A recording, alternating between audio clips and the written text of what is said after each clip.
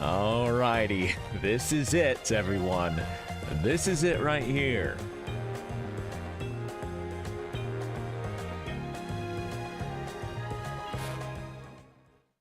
Hello, everyone, and welcome to the final Pikmin 2 stream. Why am I so out of breath?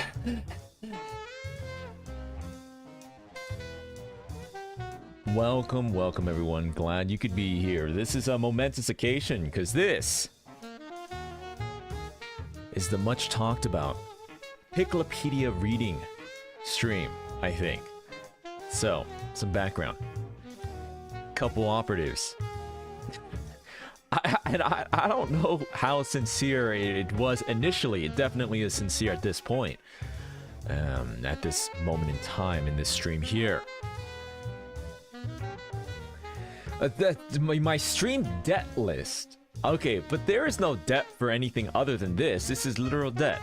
I was called upon to do a full reading of the Piklopedia, which is like this thing in Pikmin 2. It's like an entry of all the monsters in Pikmin 2. Okay.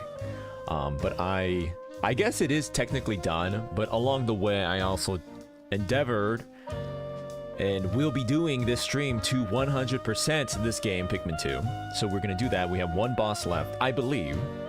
He's gonna play Factorial? Question mark, question mark. No, there are no plans and there's no debt involved with that game. Can't believe you guys tricked him into reading. We'll see. We'll see. We'll see what happens. But, yeah, I survived the storm. There's some crazy, you know, I was talking about the weather. There's some crazy weather where I'm at. We have, like, electric lines all broken in, trees being uprooted, electrical poles being uprooted. And not just one or two. There's, like, crazy entire streets, the whole wires and the poles are all down. I'm lucky I did escape most of it, I think. Am I live right now? Anyways. But yeah, very stormy, very rainy, very dusty, but I survived. No, this is the afterlife. Don't get my hopes up like that, man. Welcome to the stream. CaspurrCatacini here, Meowster of Disguise, Secret Agent, among other things. Today, Piklopedia Reader. Do a little bit of reading.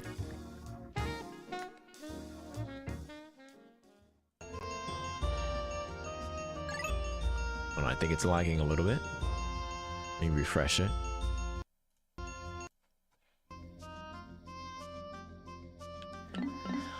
Okay, first on the docket is to beat the game. If you don't know what I'm talking about or what I'm alluding to is... Okay, well, hold on. I got some rings today, and the pinky ring didn't fit. So... my pinky, I guess it's a 6, not a 5. Because the 5, I thought I was going to lose my finger.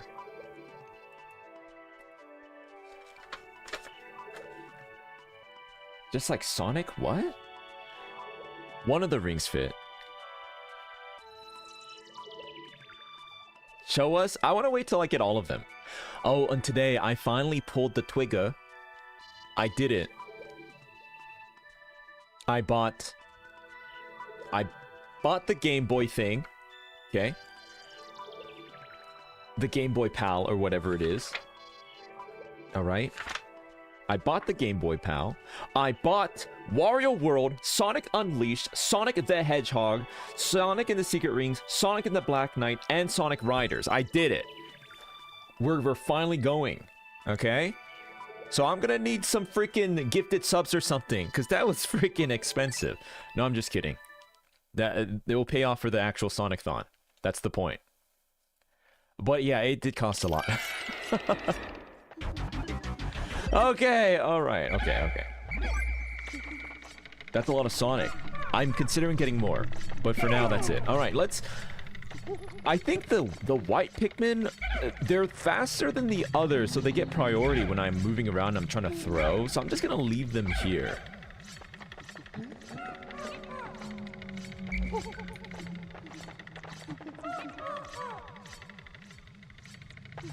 Alright, so last time my internet was spotty. My internet cut out the last time we tried to do this. So, initially I wanted to just beat the game and to have the Piklopedia reading, which we're doing today, be its own separate thing, but my internet went down. But I guess it makes sense because the storm that happened recently was crazy, so I guess the weather's just been bad. Fuck you!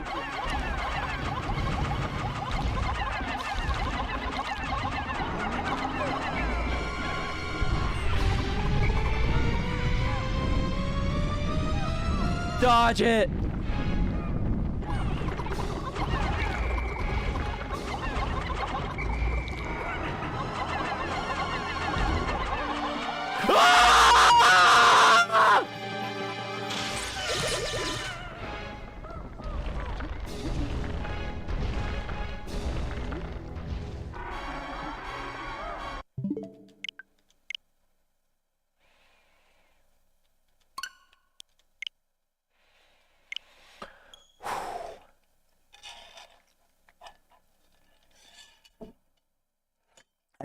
I thought the electricity pathing would be different.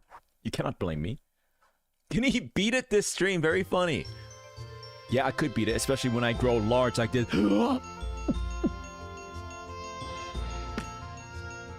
I'm bigger now. And I'm stronger. Did you see the news that they confirmed Sonic Adventure games won't be getting remakes? Why do they go... Do they even like Sonic? Like, what do they even... Do they want to make games that we like? Like, what's their plan? Like, what do they... What's the goal? You know? Like, I'm not even that angry. It's just like, that's fine if they don't want to do it, but I just like... So then, like, do it or don't do it. You know? Like, if you're gonna make... Like, if you want to give up on Sonic, then give up on Sonic. Sonic Gotcha game? I'm down. Let's do it.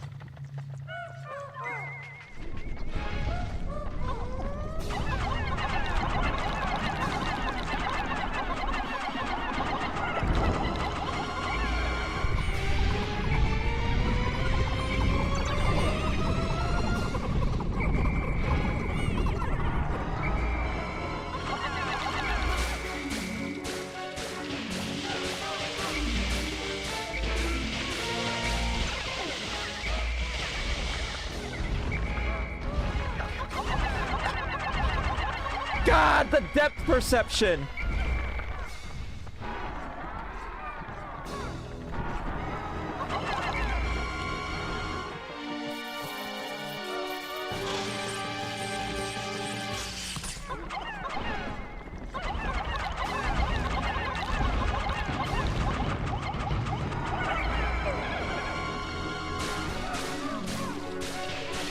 Okay, so my problem is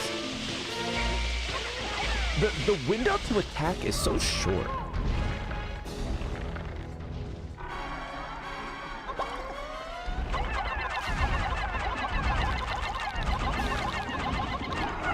Oh, that was juicy damage right there. Kitty Queen, hi.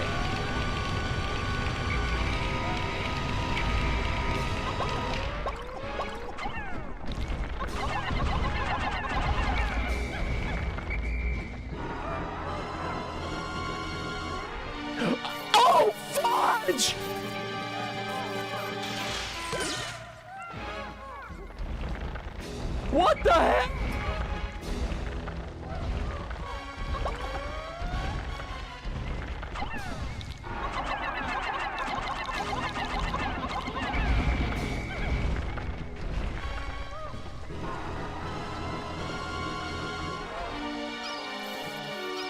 That's crazy that they do that.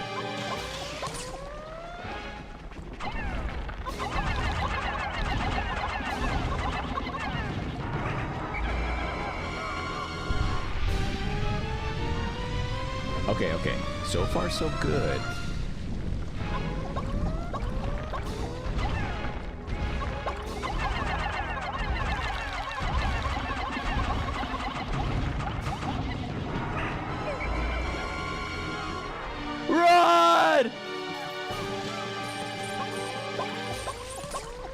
good.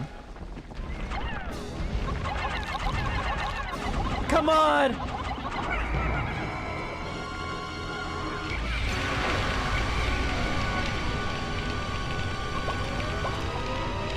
I feel like it's gotta be close. Oh, juicy, juicy! Juicy! Couture!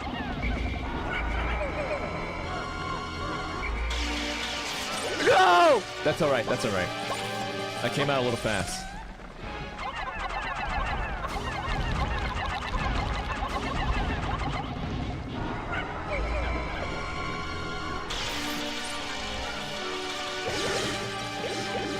That's alright, that's alright, that's alright. We can't even throw the purple ones that high.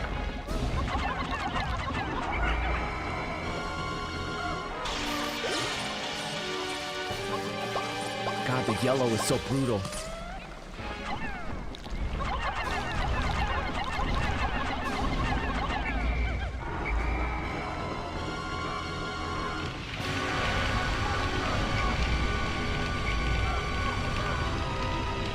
Run!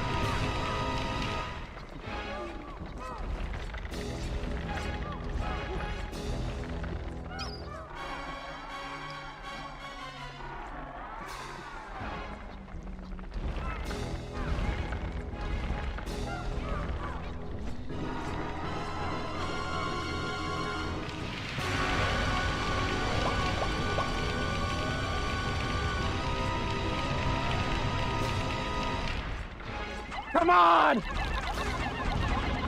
Juicy! Yes!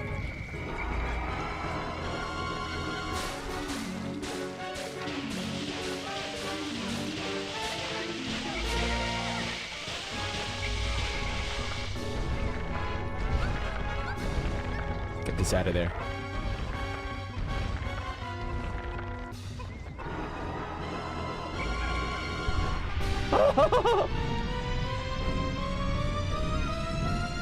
Should I just leave it?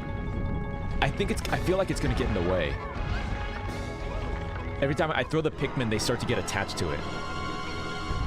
Come on!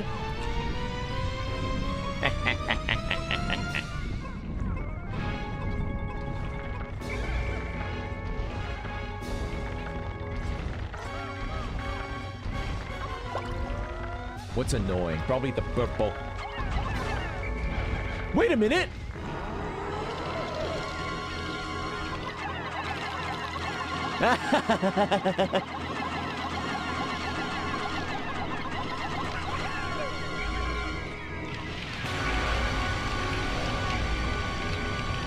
I forgot about this. You're done, kid. You're done. Blech.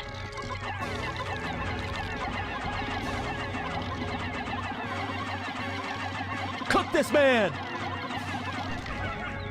What? How tanky is this? How is it so tanky?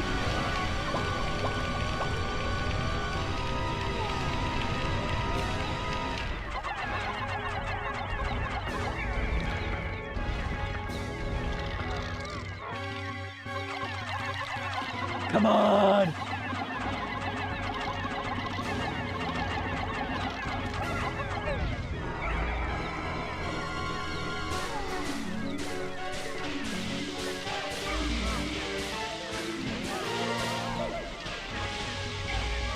Okay, no more bitter spray.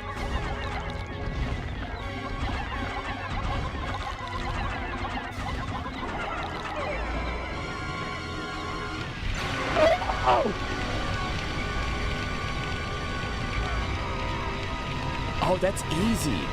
Fire's easy.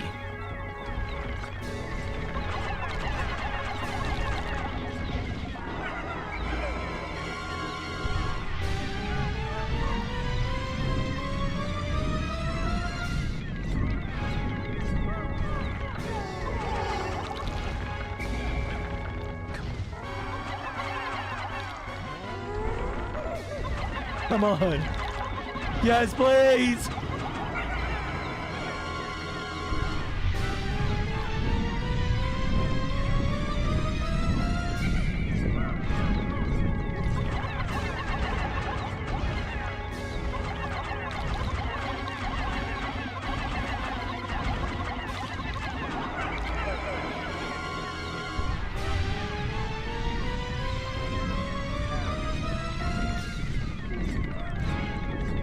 How is the purple site not done yet? Oh, this is juicy. What the heck is this?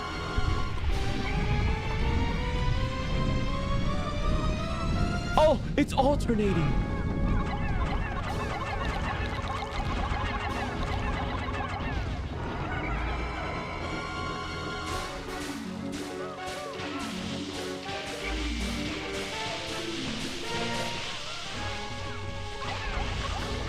Wait! Are you kidding me? What is that?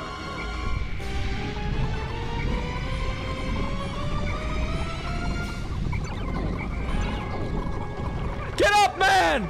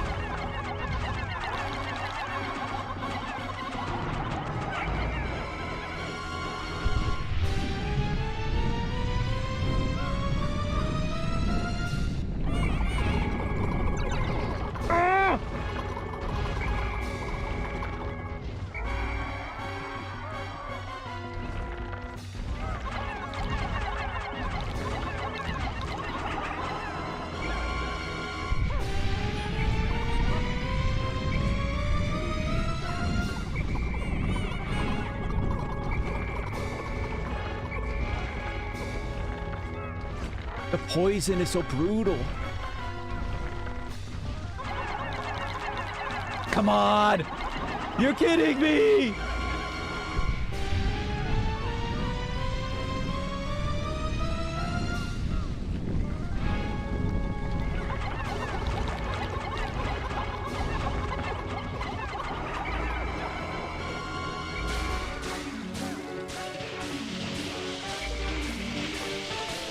Can't believe he... Come on! Please! I want to read the freaking stupid Piklopedia and be free from this torture. What is this boss? Are children supposed to play this game? Oh, thank God!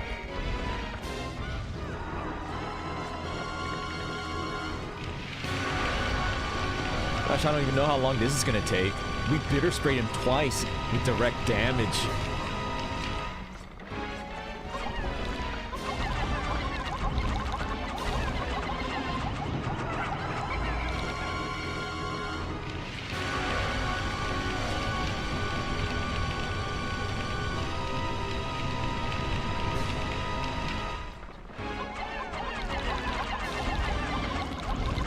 I really have to mess this up at this point.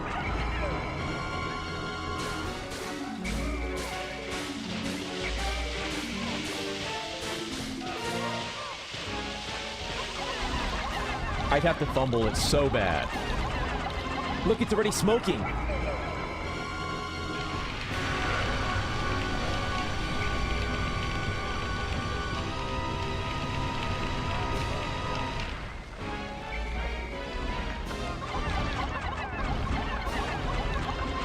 Yes, yes, yes, yes, yes. Oh my God, big damage! Big damage!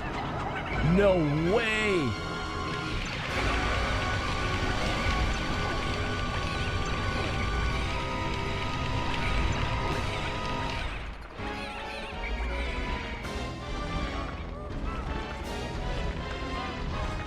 Had you worried there for a sec, didn't I?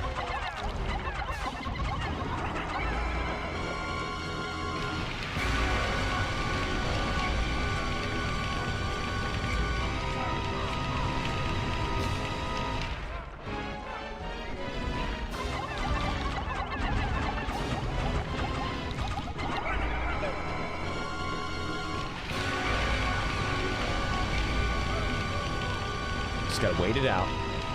Just gotta wait it out. It's so close! Attack!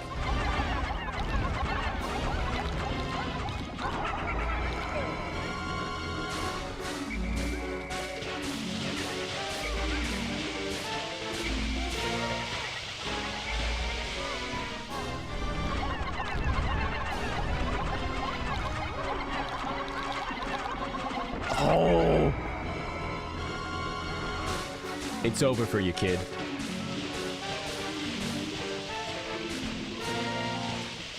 I am the Pikman.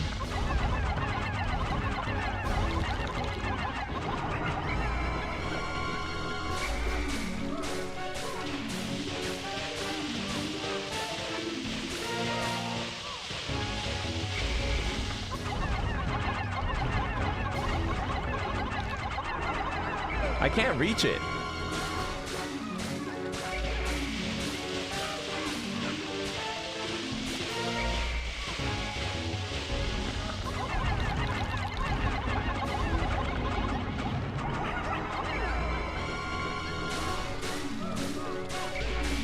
This is a crazy boss, man. Crazy. The HP each of the things have. What I want, do they? Well, the thing is, the problem is that they switch out so quickly.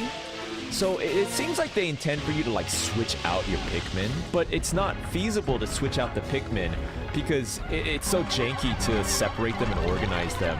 And by the time it's already entered like a different attack, you know? It's like, oh, you've learned so much, use a different Pikmin in this ultimate battle, but it's like, do they want me to be doing this, right? And then like trying to whistle the right, it's too late by the time I do that.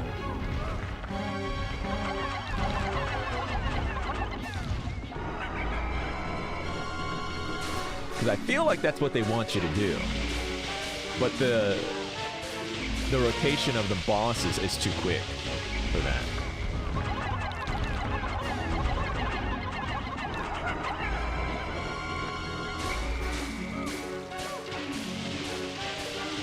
Of course, he finds time to be a hater in the middle of a boss battle. I'm not a hater, I'm really positive, with a bright personality and forward-thinking outlook on life. That's not even a joke, it's true.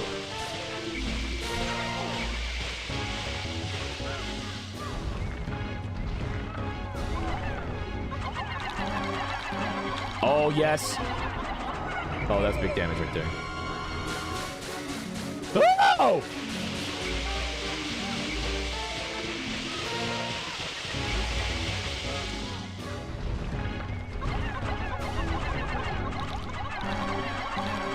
Oh my god. Wow, big damage right there.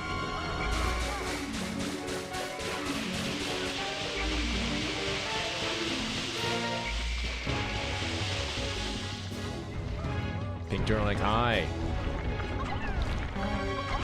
We're just trying to get through this last boss here so we can do our reading. Our pseudo ASMR reading. Which I know it's not really ASMR and it's not really a scenario or anything like that, but it's gonna be the first time I do something like this, I think. What the? They didn't even get a chance to throw my mins. And maybe you'll just hate it, so there you go.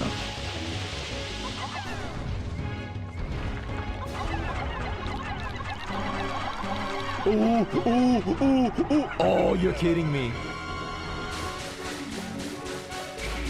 Monkey see, monkey do.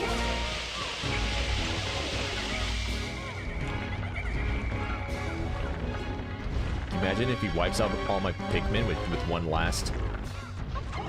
What? A scan.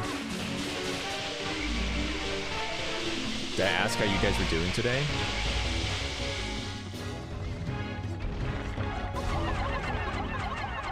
What the heck?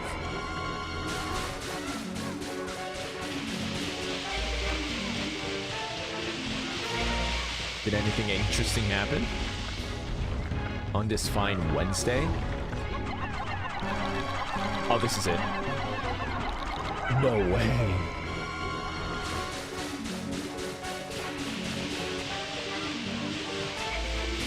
Maruru, yes, you have to remember your standard operative greeting. Oh my god!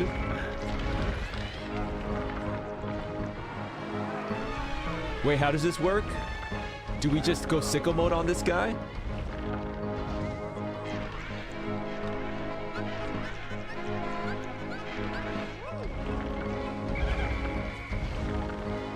I'm scared of losing my Pikmin. I kind of want to take the treasures. Do you think I can do that?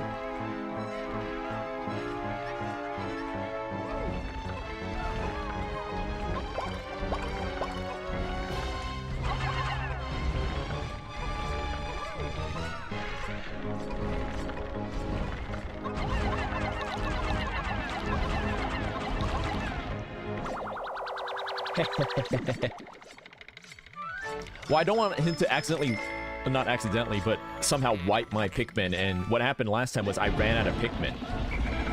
I couldn't carry the treasures.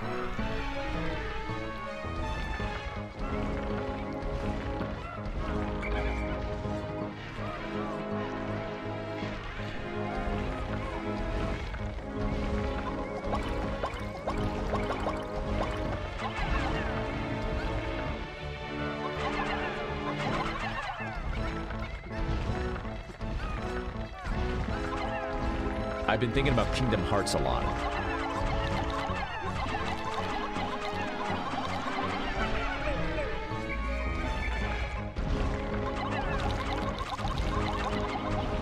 That might be my offline game that I play through.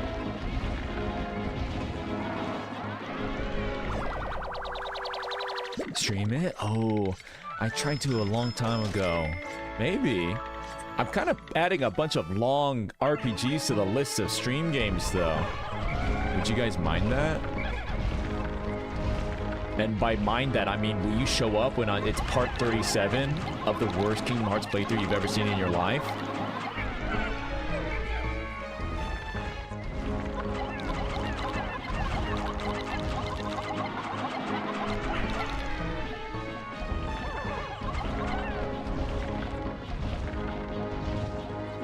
Sire, it's your birthday! Yes, I think I saw that. Happy birthday, Sire. I will do that for you. Okay. Full confession, I would likely tap out before double digits. Yeah, I mean, I think that's a hesitancy for a lot of people streaming when it comes to, like, story-based games like that. It's like double negative because, one, people... Well, if it's an old game, not so much. But if it's like a new game, people don't want to get spoiled. And then also, well, it's kind of triple full. Two, people get kind of bored of it. And then three, if you didn't watch previous streams, you don't know what's going on, and you don't want to watch it because you're like, I don't know what's going on.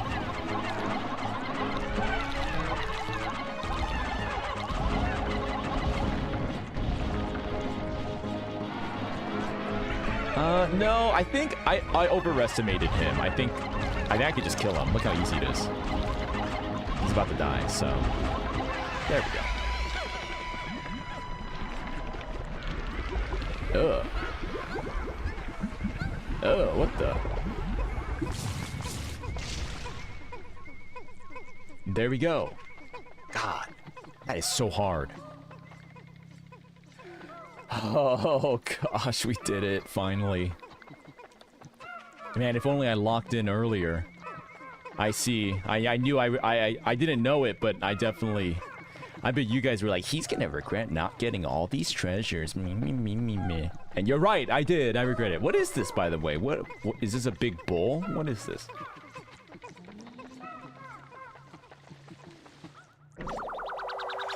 Now time for the true final boss. Very funny. Flare cannon. What was that thing? It's...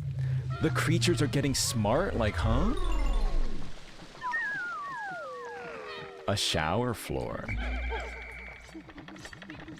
Like a drain that's filled up, maybe? Did I get all of them? Is that it?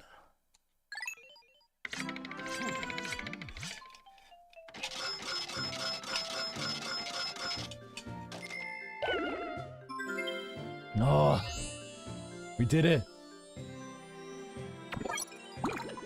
Yes.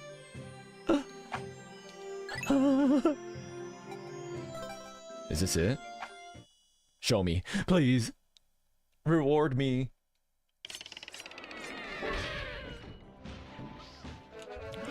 Oh, I've done it. Look, you've completed. You've collected every treasure. Oh my god. Take my mask off for this so I can see it clearly. Oh, there we go. Some survival funds until the Sonic-thon. Extra hype for Sonic Battle. Dreamy! And congrats on finally 100%ing Pikmin 2. Dreamy, thank you so You're much. still our sausage baby gamer though. Oh, Red heart but emoji. perhaps a little less sausage, a little more baby, who knows? Look at this! Huh? They're glowing? The Pikmin?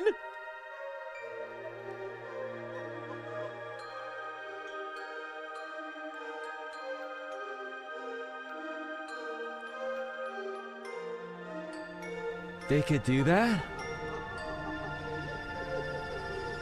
Don't leave them! Don't leave them!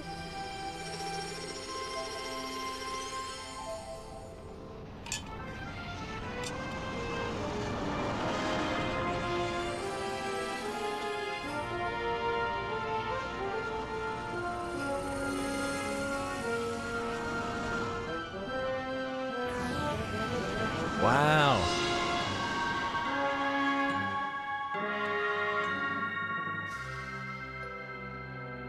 Wow.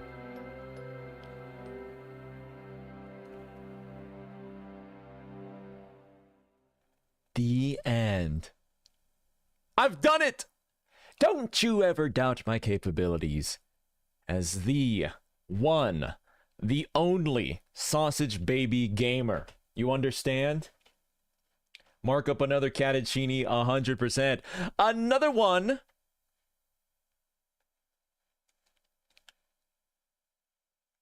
The end.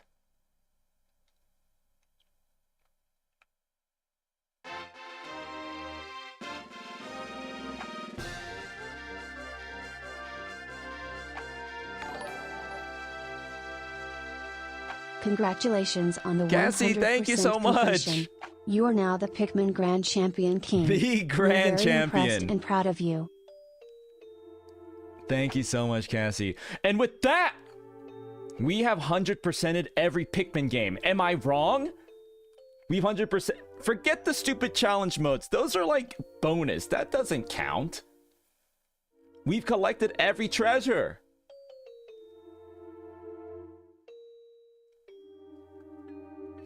Now you could go for the ball-smashing experience of no-deathing all the challenge mode levels for Louie's dark and terrible secret? What do you mean?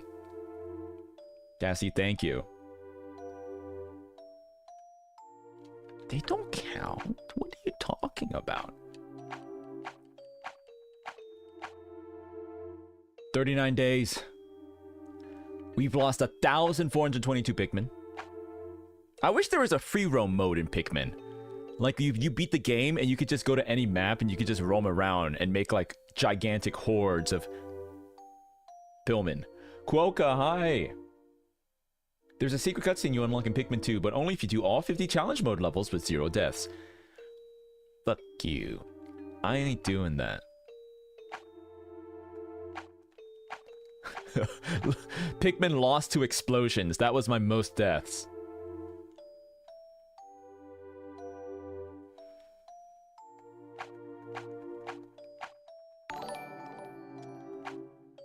Save. Congrats. Oh my on the goodness, 100% Rye. boss. Now get to reading Catboy, JK.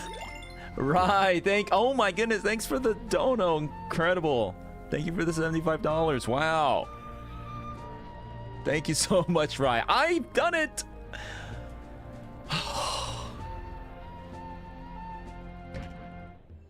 Let's just take it in.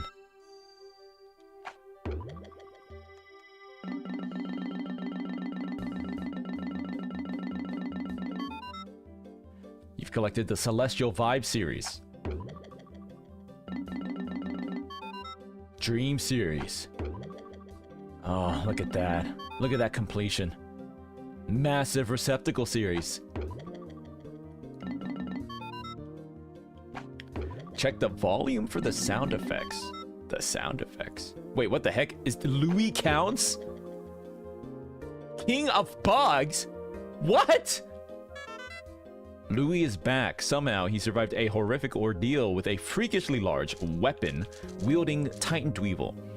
I entered a hole within an army of ferocious Pikmin, grimly determined to save Louis from the Titan Dweevil, but it seems that he was perfectly fine all along. I can't understand how he managed to avoid being eaten. He's always had an unusually close connection with insects, and I know he loves to cook them. Maybe he wasn't kidnapped after all. Could he have been controlling that beast all along? No, that's craziness. Although, he does insist now that we address him by his proper title, the King of Bugs? What kind of flavor text is this? Are you kidding me? That's insane. That's literally insanity. What do you mean? He was just trying to kill us casually? Affectionately?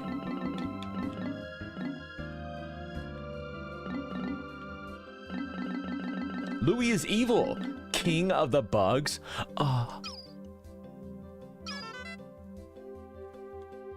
Looks like some part of a crustacean.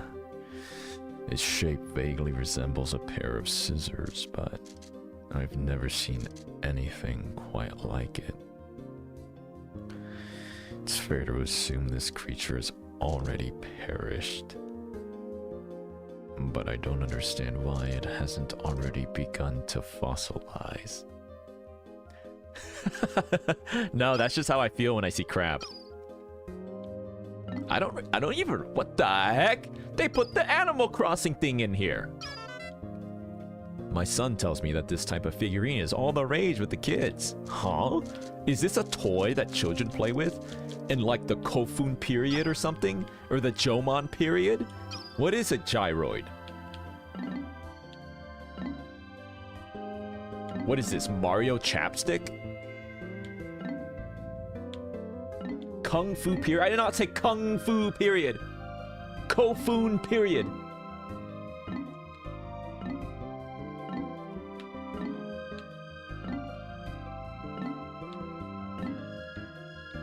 I should drink a bunch of like carbonated ginger ale so that I'm hiccuping during this whole ordeal.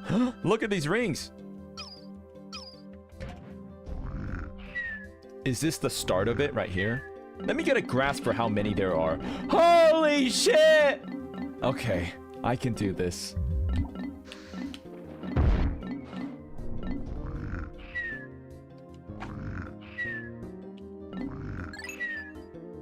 I mean, what do you mean for the sound effects? Is this on? I think it's on, right?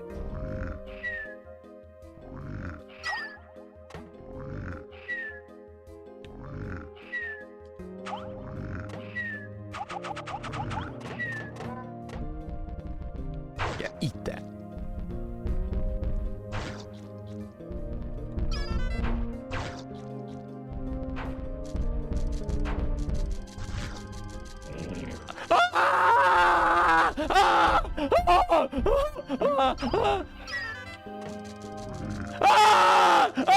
Why are they so long?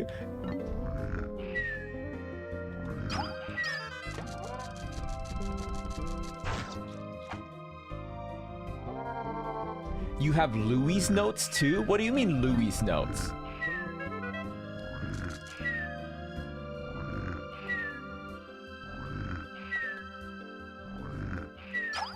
Wait, did we was that part of the agreement?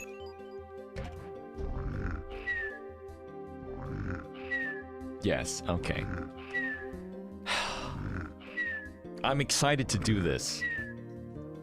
All right, I'm excited to show everyone or rather to have you listen to the dulcet sounds of my vocal cords.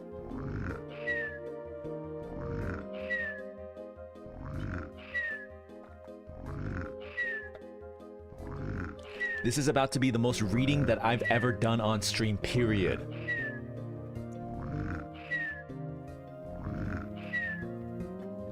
Am I starting with Red Bulbasaur? Probably.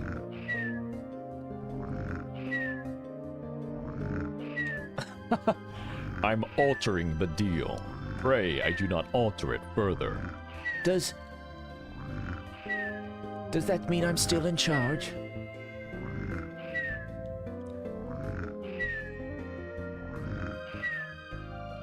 Okay. Should we start with... How do you want me to do it? Do you want me to do like all of Olimar's notes first and then go back and then do Louis's notes? Or do you want me to do like Olimar then Louis and then move on to the next thing and then go Olimar then Louis?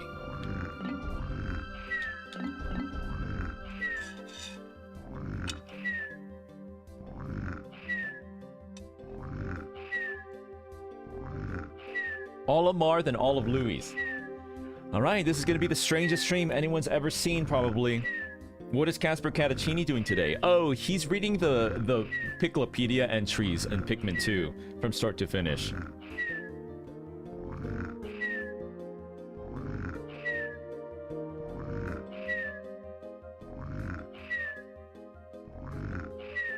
Whisper it? No, no. I don't think I could. I don't think I can maintain the whole whisperage the whole way through.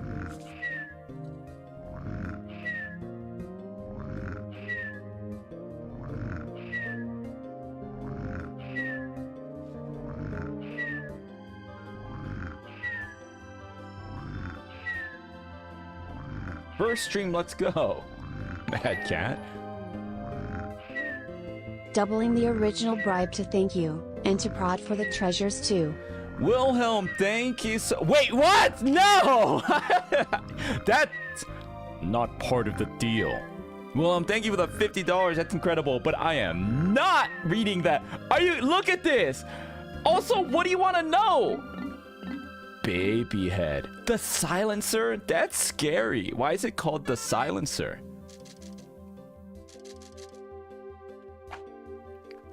No way. Look at this. The treasures are part of the Piklopedia? No, it's not. This says treasure hoard. This says Piklopedia.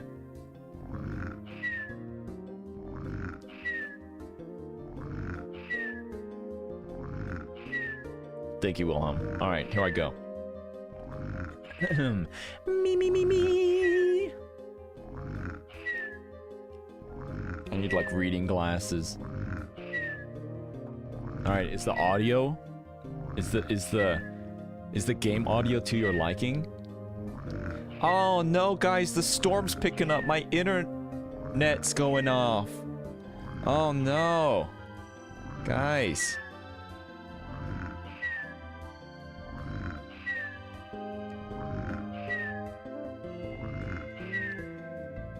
I don't know what's going on.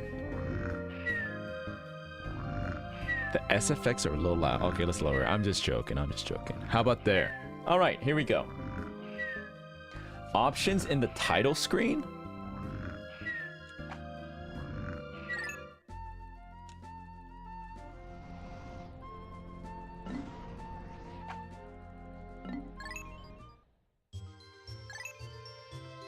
I'm violent. You know, I went to go remove everyone off of my friends list like I talked about. When we were talking about boundaries and whatnot. And I saw Violet, your thing is so cute. It's the operative from the sinking down music video at the very end, diving down. And you have like this underwater theme on your stuff. It's very cute. Wait, do you want it off or what? Low or off? Hey, Emery.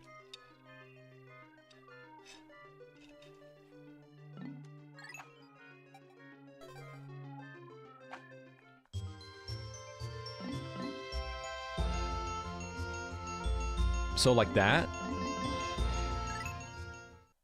So you looked the operative in the eyes and then deleted me, right? I have yet to do that. Oh, I'm sorry, Scan. No, the storm has passed, and the worst of it... Alright. This is it! Speak up! Do you want it even lower than that?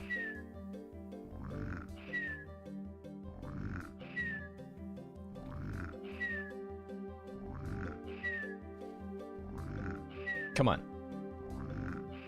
The storm is gone. Yeah, that was really crazy. Okay, here we go.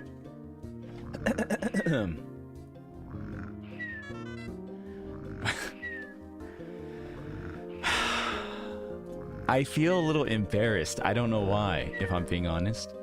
Red Bulb Orb, Oculus, Kagayami, Russus, Grub Dog family. This large organism has the familiar mandibles and cranial morphology of the grub dog family, as well as the characteristic bulging eyes. As with most grub dogs, the creature's cranium comprises half of its total length and girth. Showing a scarlet abdomen with white spots, this creature is primarily nocturnal, choosing to prey upon smaller creatures returning to their nests. Originally classified as the spotty bulborb, further research has reclassified this species as the red bulborb. Subspecies of varied colors have recently been discovered, but academics are divided into two rival camps over how to handle their classification.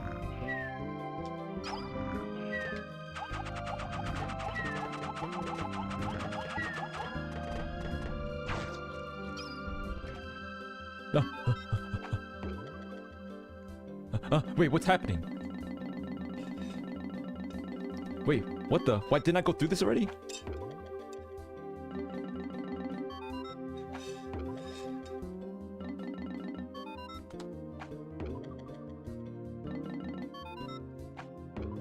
The Piklopedia takes over.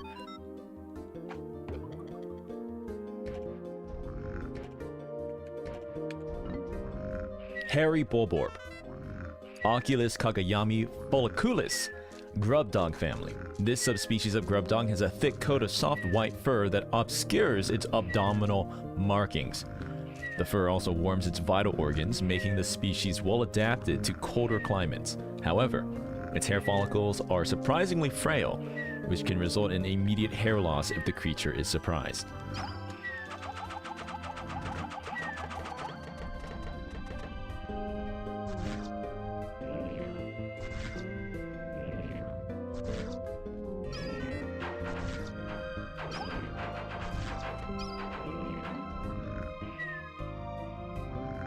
$201 entries. Twice. Wait, what?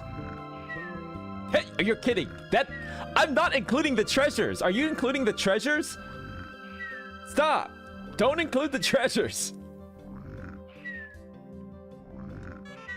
Orange bulborb, Oculus Kagayami orangium, grub dog family. This bulborb species boasts a garish color pattern, with a deep orange body and black spots. The orange bulborb's yellow, bloodshot eyes make it clear that this grub dog is excessively edgy and high-strung, making it much easier to wake from deep sleep than other species in the bulborb family. Is that true? I didn't know that.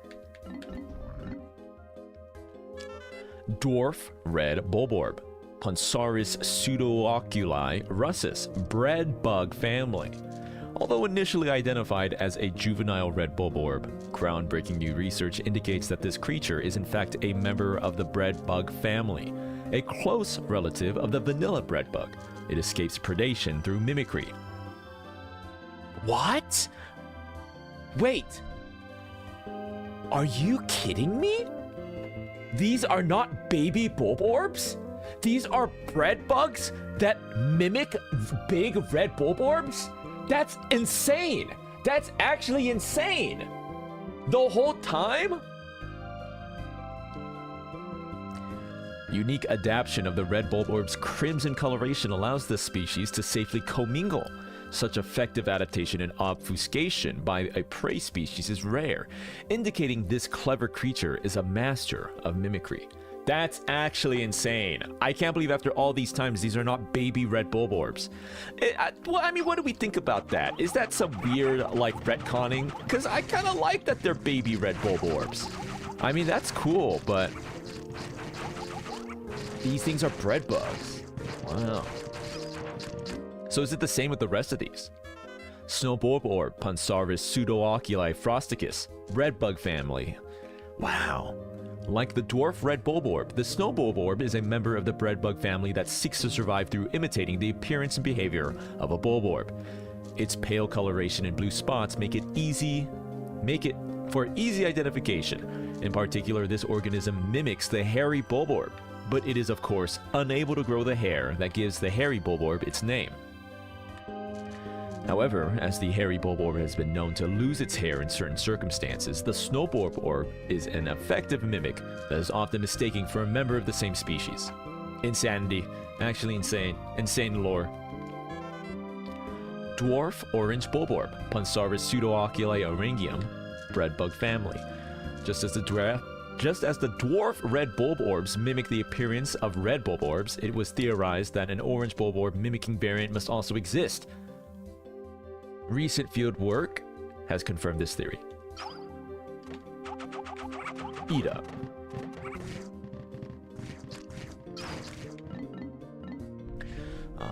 Spawny bullbear, Oculus terribilis, Doticum. Grub dog family, a mid-sized subspecies within the grub dog family. The spawny bullbear's unique feeding habits set it apart from other grub dogs. The spawny bullbear patrols a set path searching for prey, instead of passively feeding on creatures that wander into a limited territorial range. When entering bulb orb habitat, it is wise to proceed with extreme caution until the bulb bear's patrol path can be clearly identified. Dwarf bull bear, Oculus terribilis, grub dog family. A grub dog larva in its third stage of development. This creature's body structure is nearing maturation. However, unlike mature bull bears, it is yet to claim its own patrol route, and thus is dependent upon its parent for guarding direction. So this is a baby.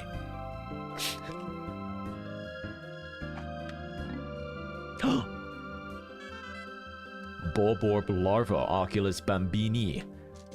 That sounds like a CaspurrCatacini name. Just like you. As its name implies, this creature is a bulborb in an early stage of development. Its distinct bulborb coloration has yet to appear, but it already exhibits other uniquely bulborb characteristics. It is capable of hunting nourishment independently without the help of its parents.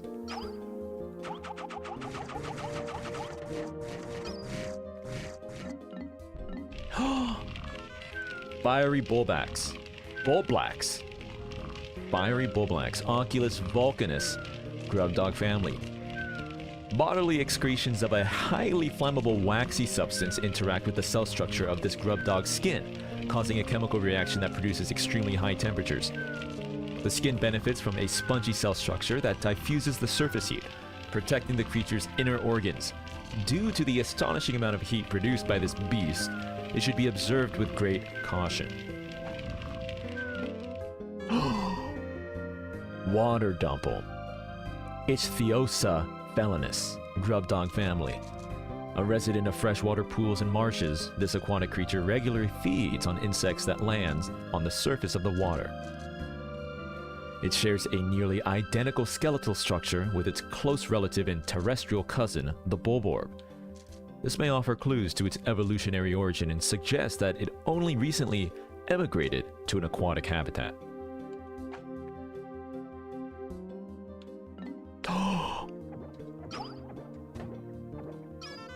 Bulbmin, Parasiticus, Pikminicus. Sounds like a VTuber. Pikmin family. Pikmin family! This loathsome creature is in fact a parasitic form of Pikmin that has infected a bulborb. Wait, so there's a secret form of Pikmin that is not shown? Unlike Pikmin that nest in Pikmin onions, this parasitic relative spends its life inside the body of a host, usually a bulborb. Juveniles fall in line and mimic the actions of their parent until maturing to full independence. By burying its root-like limbs into the nervous system of the host bulborb and infusing it with natural hormonal excretions, the bulbmin is able to control virtually all of the host's bodily functions. However, the host's voracious appetite seems impossible to suppress. Wow, so there's like a different kind of Pikmin that is not shown.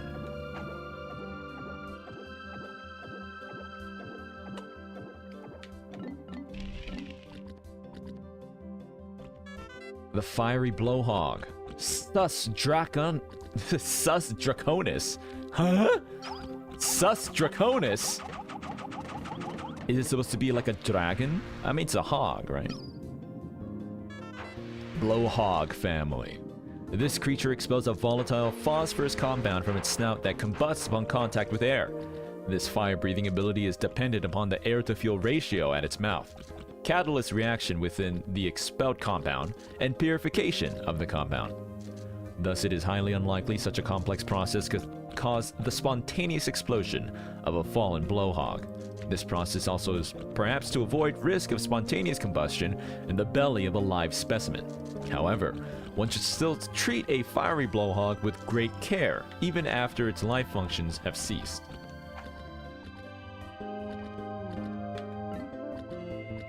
Watery blowhog. Sus lugians. Ooh. I like that. Blowhog family. A variant subspecies of the fiery blowhog, the watery blowhog lacks several of the genes necessary for the production of fire-producing catalysts and thus expels jets of the non-flammable liquid. So it's not even water, huh? This subspecies appears to have only recently evolved. However, the hereditary traits of this variant are dominant and highly robust, so its population is rapidly increasing.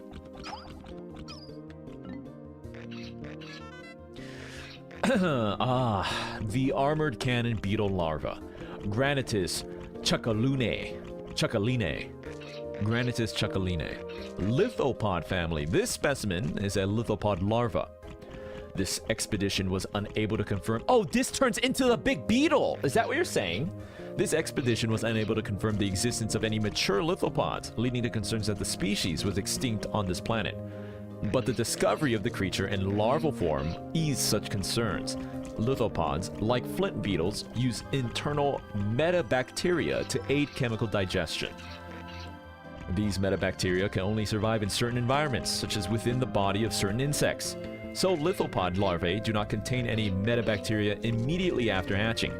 Larvae feed on partially digested or regurgitated by mature lithopods, ensuring the larvae obtain metabacteria they would not normally have acquired.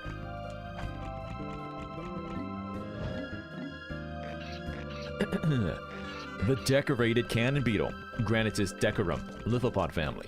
This creature is the larval form of a cannon beetle variant, known for a diet consisting entirely of eating stones. The decorated cannon beetle favors stones with high iron content, which contributes to its brilliant red torso. That's cool. The stones these creatures launch are wrapped in a powerful magnetic field, which causes the stones to stray from their launch trajectory when other objects with high metal content, such as spacesuits, are nearby. Extreme caution is recommended for explorers wearing steel-plated armor in close proximity to this fearsome creature. That's why they follow you. I see. Puffy blowhog, sus inflata. That's you guys. Blowhog family. This species of blowhog uses internally generated hydrogen to inflate a flotation bladder and hover above the ground. The creature's electrified pulse creates a sash of color that flows along the surface of its body, making it a particularly beautiful blowhog species. Precisely how it is able to internally stabilize its highly explosive hydrogen and simultaneously generate electricity remains a mystery. The puffy blowhog blows leaves and grass around to eat the insects underneath. It maintains mid-air buoyancy by using its fins and releasing air through blowholes. This enables it to float effortlessly, even in the breeze. In times of danger, the puffy blowhog can decompress its flotation bladder for a rapid escape from predators.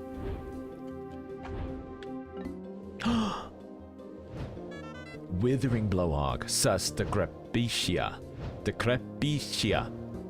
Sus decrepitia. Blowhog family.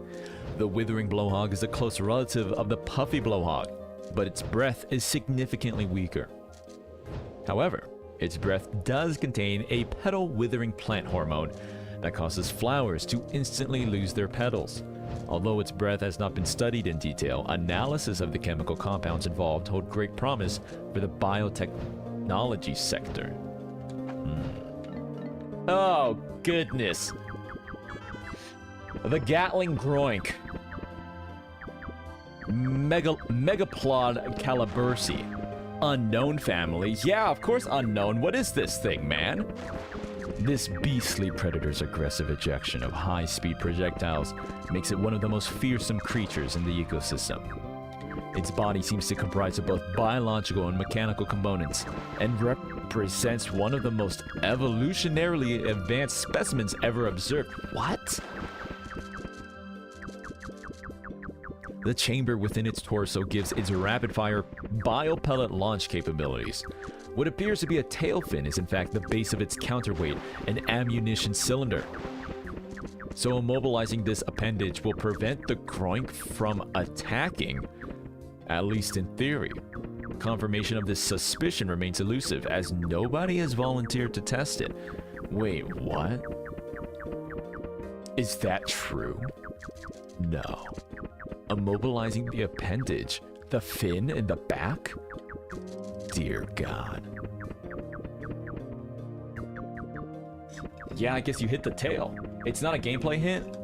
Boo.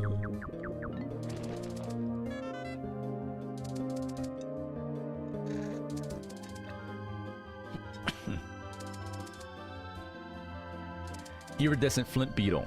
Pili envelopins. Envelopins. Flint beetle family. Flint beetles are nocturnal, choosing to hide in the grass by day and stay active at night. These creatures keep undigested food pellets in their stomachs to sustain them through winter, but given the right stimulus, they will spit them out.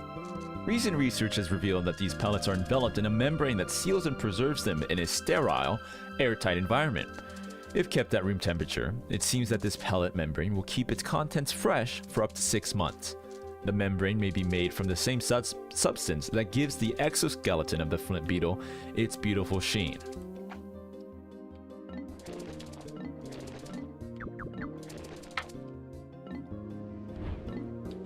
Oh, I just realized it shows you how many Pikmin it's killed.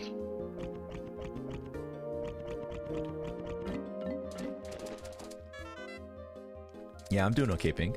Iridescent glint beetle. Palearchus glint beetle family. This variety of beetle consumes subterranean minerals. Due to the fact that it rarely emerges above ground, sightings of this particular species are extremely rare. While minerals are this beast's primary source of food, the beetle itself does not have the ability to digest these minerals. Instead, metabacteria living inside the beetle's stomach chemically break down the minerals. The resulting purified metal is discharged, but rare metals such as gold and platinum crystallize onto the iridescent glint beetle's shell, resulting in the beautiful laminated shimmer. Ew, not the doodlebug! Doodlebug, Pilia flatularum. Glint beetle family.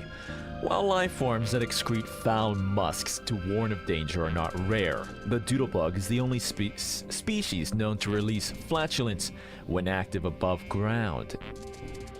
Interestingly, they turned you guys into a Pikmin monster. Interestingly enough, since it is merely releasing the gas created by the decay of the contents of the creature's intestines, it does not have a special musk-producing organ. This means the creature is in fact merely flatulating. Spectral analysis of the rank gas indicates it contains not only methane, but hydrogen sulfide as well, making the flatulence a grade 13 biohazard? That's so funny because I was thinking that was more like you actually. Not true. Oh, these things, huh? The sheer grub, female. Oh, it's like Cascoon and Duskoon. Amagia mandibulosa, mandiblard family. The males of this species are purple and black creatures with tapered mouths, while the females are lighter in color and lack an armored exoskeleton. As with most mandiblards, these creatures have regressed to the point where they have both lost legs and wings. They can be seen crawling around on the ground and are believed to feed on the vegetable extracts from the congealed fluids of expired Pikmin. The male sheer grub. This specimen is a male sheer grub. Having lost both its legs and wings, the male burrows into the soil and waits to ambush small creatures that pass by. This beast's mandibles can be dangerous, making creatures such as Pikmin easy prey.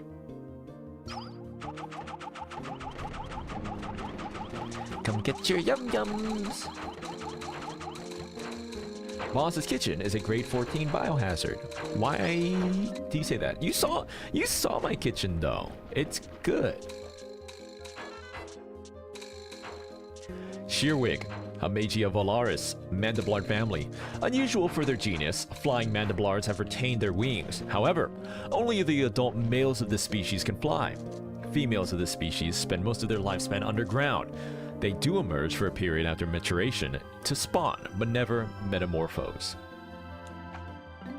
The cloaking burrownit. Trilobitans reclusiva. The burrownit family. The snake eye pattern on this beast's shell is one of the most distinctive features of the burrownit family. The red pattern of the cloaking burrownit and the spikes around its mantle make it easily identifiable, while still making it a representative specimen of the burrownit family. The shell on the cloaking burrownit's back also... Remember the Instant Pot incident? The Instant Pot incident ID. I don't know what you're talking about. The cloaking burrownit's back also provides a frame that fixes its muscular structure in place. It appears to give the creature its powerful needle-launching attack. Wake up!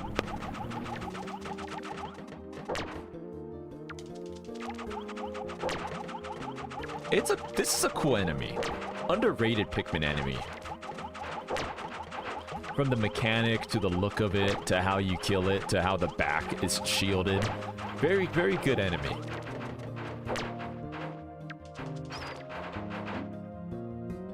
Ravenous Whisker Pillar. Lepidoptera Pluckius Whisker Pillar family. As this species of insect has only recently been discovered, fully mature specimens have yet to be collected. No molting or metamorphosis has been observed during the observation period, making it unlikely that mature whisker pillars will be encountered anytime soon. Based on active predation by Pikmin, it is believed that the whisker pillar's place in the food chain has not changed over time.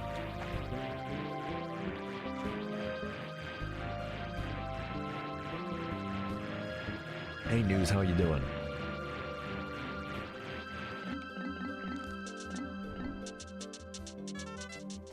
Anode beetle, Scarabim electrodia, scarab beetle family. This specimen is representative of an insect hybrid that uses electricity in addition to glycogen for its energy. Although difficult to confirm due to their microscopic size, tiny hairs on the creature's legs cause the friction that generates the electrical charge. The electrical charge is processed by the creature's internal machina battery structure, and then stored as a Deus electrical field. As this field reaches critical levels, surplus electricity is emitted, resulting in a low voltage current that is transmitted between specimens. It can shock other creatures in the immediate vicinity. Considering this process, it can be surmised that the largest impetus to pack behavior is also much for synergic effect of producing as a pack as it is to take advantage of this most effective means of group preservation. News. Yeah, I'm doing great today, actually. I slept in a little bit. I slept in today. Slept in a lot, actually. Maybe because I was bummed I wasn't going to Anime Expo and everyone's getting ready to go, but I woke up at 11 a.m. Really late for me. The latest I've woken up in a very long time, actually. I think I finally got a moment to sort of recharge my battery, sleep in, rest. The Metite, Mitavius infiltratus. Unknown family, these parasitic insects feed on eggs. Upon reaching maturity, they excrete a special pheromone that attracts females of particular species, enticing these females to swallow the Metite's whole. Sounds like you guys. Pikmin, however, seems to dislike the scent. After entering the host's female body, the Metites lay their own eggs inside of the host's eggs just prior to the host spawning. Ew!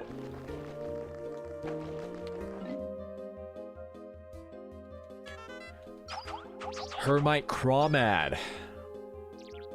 Chemabaris rustica, Crawmad family. Looking at the eyes and sickle-shaped legs characteristic of squealas, one would think this is a squeala relative. In fact, it is a relative of the hermit crab. This species, however, has migrated from seaside life in a shell and instead inhabits burrows in the ground. While its legs appear sickle-like, they are pincers that have evolved into a fin shape. This beast feeds on small creatures that pass by its lair, dragging them inside to eat them.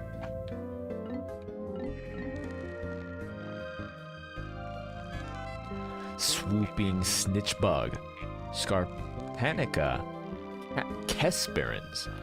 Scarpanid family. The Scarpanids originally lived on the ground, sporting poorly developed vestigial wings.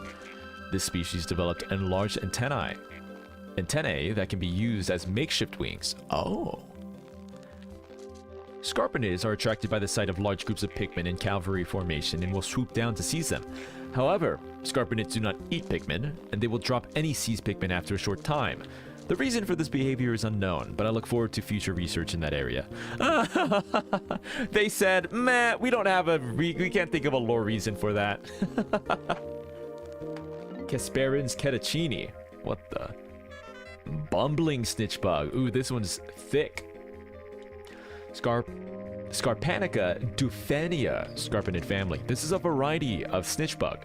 Its most interesting characteristic is that it likes to snitch leaders. Yet barring wanton carelessness of incompetence, leaders are not easily captured. Any leader caught by this creature is clearly an idiot, which is why this creature is also known as the exposing snitch bug. There are several known varieties of snitch bugs, but research has stagnated, despite it being such an interesting species. He's talking about you, yeah. Alright, what is the deal with this? This guy is probably my most hated enemy in Pikmin. The careening dirigibug. Careening dirigibug. Flotillum circus never mind, actually, my worst... I hate the groink. I think the groink is probably my most hated. This thing. But this is a close second. The careening didgeridoo. This creature floats effortlessly through the air using gas-filled balloons. Both its appearance and its nature are antagonistic, and it is the only variant of its species in this ecosystem. It may be best to consider the possibility that it somehow wandered into this ecosystem from an entirely alien one. Positive proof does not exist at this point, but that is how the creature is currently classified. Casually introducing aliens into the Pikmin lore? That sounds like you too, why?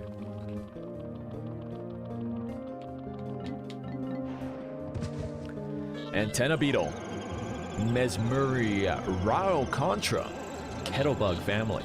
This creature is able to control the Pikmin by way of the peculiar frequency of its roar, but its only objective seems to be defensive in nature, as it stops Pikmin from attacking and forces them to run away.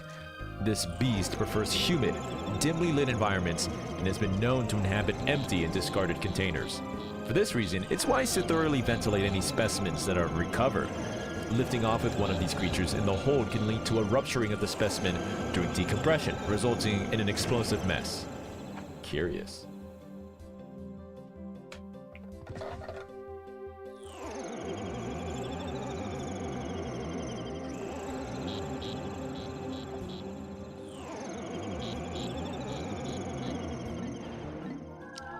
Lesser spotted jellyfloat.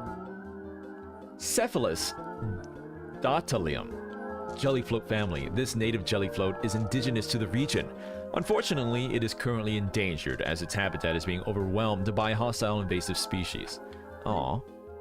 Greater spotted jellyfloat. Cephalus vortexia. Jellyfloat family. Oh my god, is this the Fall Guys cheater, Cinemunch? Thank you for the raid. Hello, hello. Welcome, everyone. Hot to go. Chapel Rome. Hello, everyone. Welcome to the stream. My name is CaspurrCatacini, Meowster Disguised Secret Agent. Today, my chat has somehow tricked me into going through the Piklopedia, which is a encyclopedic entry of every Pikmin 2 enemy, and I'm reading it in a pseudo ASMR type fashion. So if you are interested in the monsters of Pikmin 2, you come to the not only the correct stream, but probably the only stream to ever do this interesting thing that my people want. So, you're welcome. The greater spotted jellyfloat, Cephalus vortexia, jellyfloat family. Vivid pink coloration is the most noticeable characteristic of this floating life form. This invasive species is not native to the region, having appeared to have recently arrived on wind currents. These are the invasive species? Is the other one? The luminescent organs atop its head attract prey, which it then sucks up and consumes with its lower orifice. Unlike jellyfish, the jellyfloat's tentacles do not have a nematocysts, so there is no danger in touching them. The jelly floats are way cooler. Oh man, these poor blue ones. I thought they were on the same side. Yes, welcome again, everyone.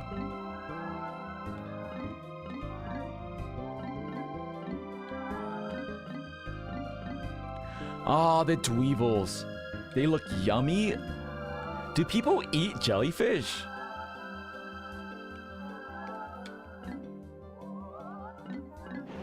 What? Fiery dweevil. Mandarachnia napalmans. Dweevil family. Members of the dweevil family are known for carrying objects for astounding size on their backs. Just like me, by the way. Then mimicking them. The fiery dweevil is one species in this family. Generally, this is a very gentle insect that feeds on grass nectars. But when faced with danger, the fiery dweevil ignites flammable internal gases, juts out its jaw, and spews scorching flames.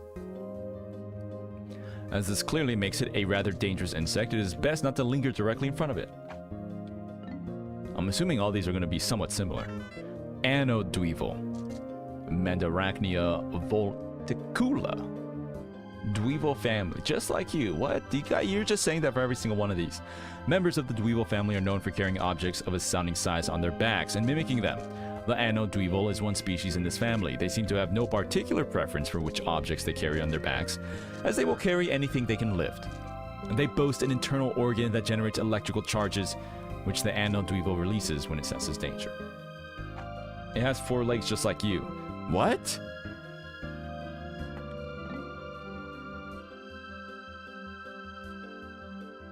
Hydrodweevil. Mandarachnia aquatis dweevil family. The hydrodweevil is one member of an insect family known for mimicking objects by carrying them on their backs. Several points of differentiation with other members of the species have been confirmed, such as body color and behavioral patterns, but none of these suggest major deviations in the creatures.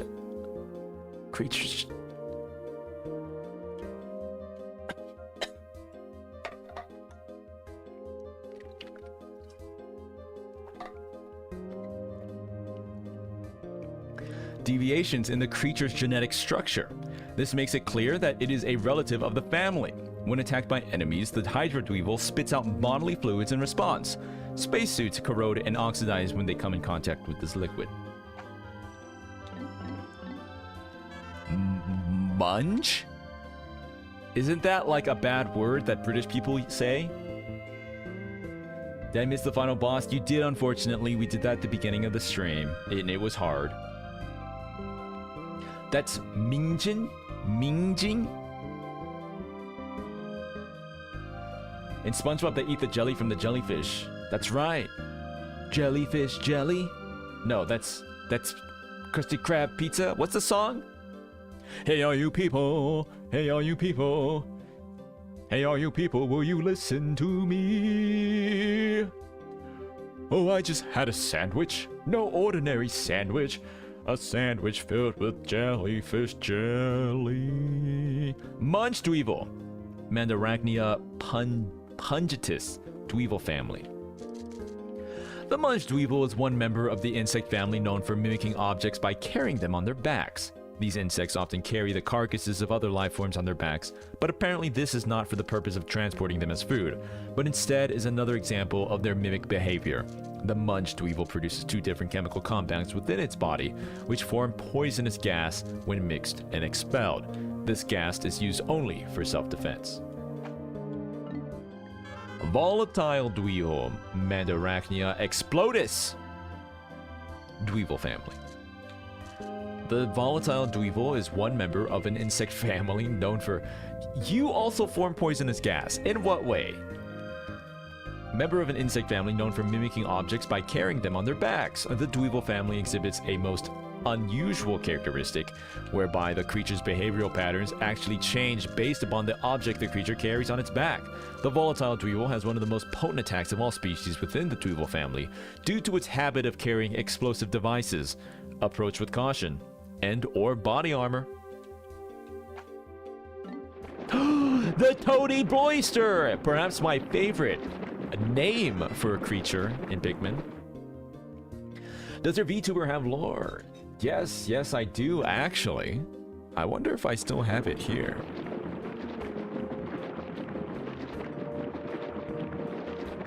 Oh. Yeah, whatever. I'll show you my lore. I'm a secret agent Meowster of disguise. And I'll play you a little bit of this.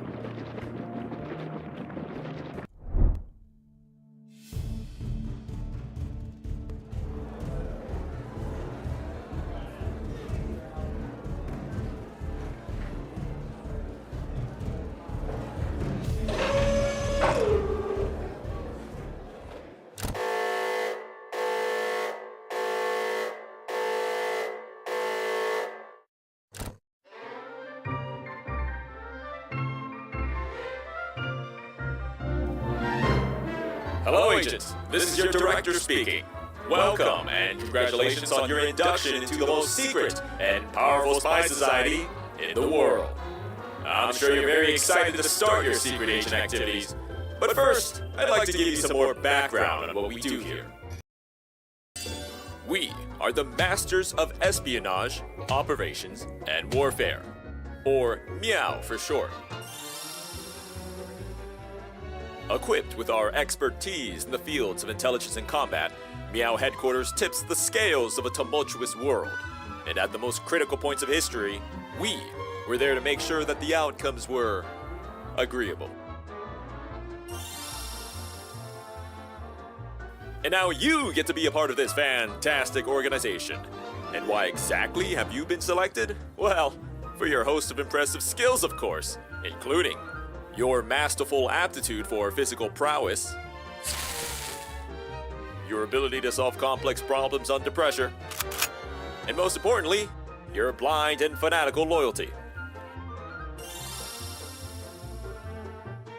I have high hopes for you, Agent, but I know you're gonna need some help adapting to this new environment.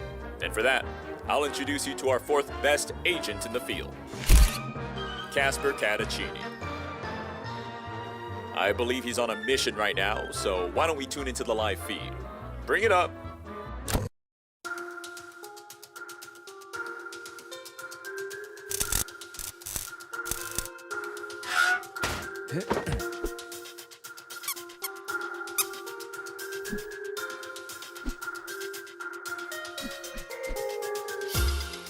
HQ, do you read me? This is Agent Catacini. I'm about to move in over. Hello?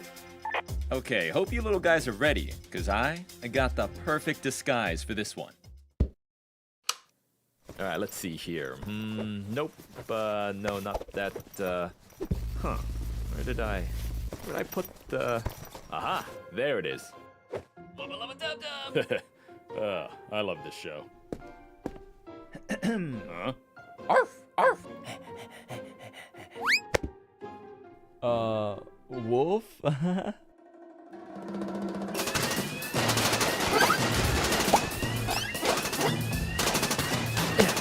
HQ, you read? We got a little bit of a problem.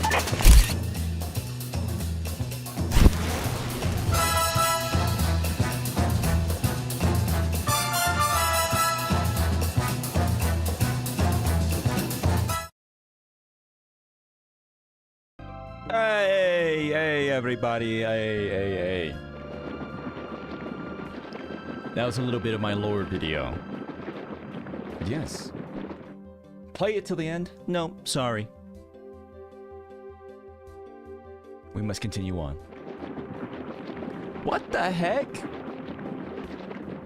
Took away our cartoons. It is available on my YouTube channel in full viewing. Perhaps you can go there and subscribe to it. The Toady Bloister. My favorite name for probably an enemy. Groink is good, but I hate that little dude, so,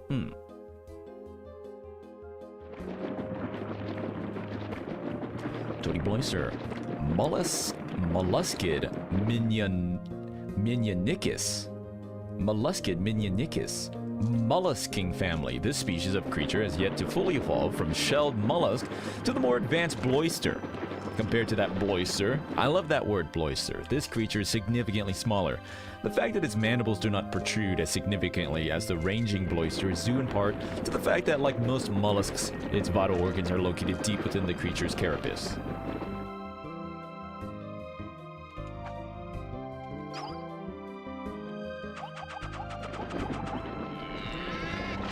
Wait, they moo like cows?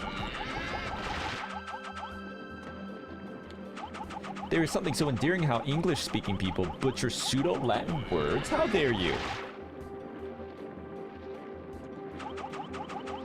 I speak good. I'll have you know.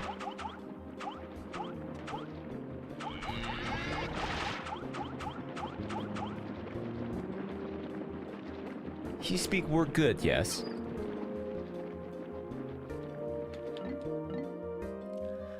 Ah. The old yellow wallyhop, Amphicarus frondiferorum. Amphituber family. An amphituber? Rockerson. Those are carrots, pick carrots. This magnificent specimen has the brightest gold coloration and the greatest number of lateral spots of any member in the Amphituber family. This species seems to have lost some swimming proficiency with the evolutionary adaptation that granted it greater jumping ability. The Amphituber inhabits aquatic shallows and shows an instinctive drive to jump upon and squash smaller creatures. Ah, the dreaded Wallyhop, Amphicarus albino Amphituber family. It is believed that juvenile wallyhops were once carried by underground current into caverns, where they thrived in the dark habitat. This troglodytic species of wallyhop's coloration results from generations of cave dwelling and lack of sunlight. Comparative differences between the size and shape of this wallyhop and other species are thought to be the result of natural selection at work, choosing traits better suited to life in a subterranean environment. The Walpole, Amphicarus frondiferorum. Amphituber family, the wallyhop spawns in early spring, laying its eggs on low-hanging tree branches and shrubs growing in or near lakes and ponds.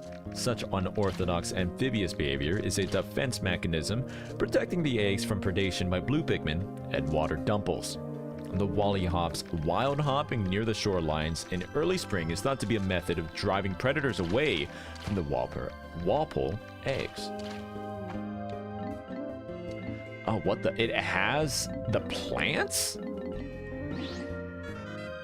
Lapis lazuli, Minecraft mention? Candy Pop Bud, Flora Cobaltium, Candy Pop family. No matter what color Pikmin is tossed into the bosom of this flower, it spits out the same number of blue Pikmin seeds.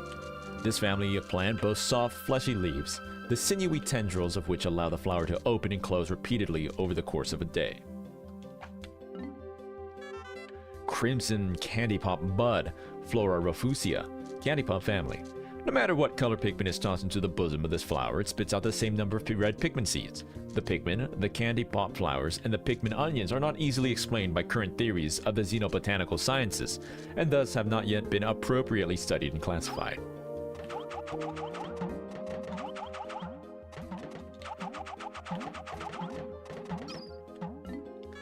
Golden Candy Pop Bud, Flora Arumia, Candy Pop family. No matter what color Pikmin is tossed into the bosom of this flower, it spits out the same number of yellow Pikmin seeds. Current research has yet to produce any theories as to precisely what kind of interaction causes the Pikmin to change color to match the color of this flower's petals.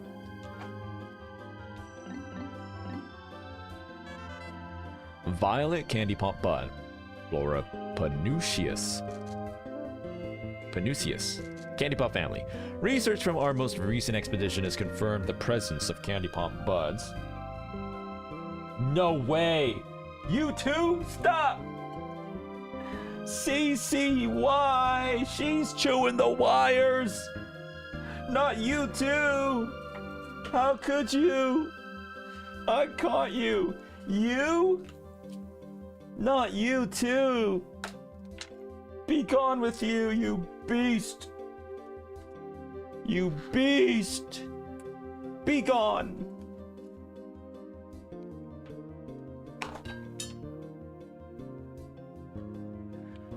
confirmed the presence of candy pop buds in subterranean regions. Considering the microecologies this plant has been found in, one could surmise that it could be found in any cavern regardless of geographic region. Tossing Pikmin into this flower results in the release of purple Pikmin seeds regardless of the color of the Pikmin tossed in. This variety of candy pop contains robustly odoriferous oils. If candy pop flowers could not be cultivated, there's no doubt that the plants would offer multifaceted benefits to the cosmetic, medical, and tourist industries. What? Cece can have whatever she wants, really, including my earbuds. Ivory candy pop bud, Flora niveus, candy pop family.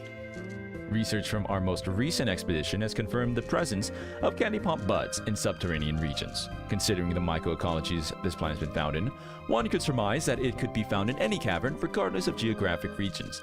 Tossing Pikmin into this flower always produces white Pikmin seeds, regardless of the color of Pikmin tossed in. In many cases, plants with small leaves typically have limited photosynthetic capabilities and thus must find alternate means of obtaining nutrients, with parasitic and predatory behavior being most common. The candy pop could be considered one such example. How dare you call Cece a beast? Oh, you are not familiar with the Lord of Chungus. Queen candy pop bud, Flora regina candy pop family. This specimen constantly changes colors. When a Pikmin is thrown into it, it shoots out seeds that match the flower's coloration the moment the Pikmin landed inside of it. The number of seeds shot out is always greater than or equal to the number of Pikmin thrown in. It can be said that this is a completely baffling plant, and many mysteries remain over precisely what sort of relationship it has with the Pikmin. It would appear that the Pikmin gain all of the benefit from the relationship. Perhaps it is simply a different variety of Pikmin to begin with. Oh, I dislike this guy too. Hop off our goat? I thought I was your goat. That's me.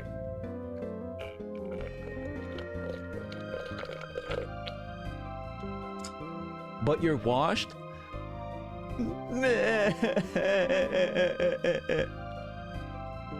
Just give me some time, man. Creeping chrysanthemum. Pteroxacum. Rovinia. Chrysanthemum family. Like Pikmin, the creeping chrysanthemum is a member of a group of creatures with ambulatory root structures. This creature is known as a mimic. But because it is actually a form of plant, this label is not entirely accurate. For unknown reasons, the creeping chrysanthemum's mimicry does not fool Pikmin. Perhaps because they share a similar heritage.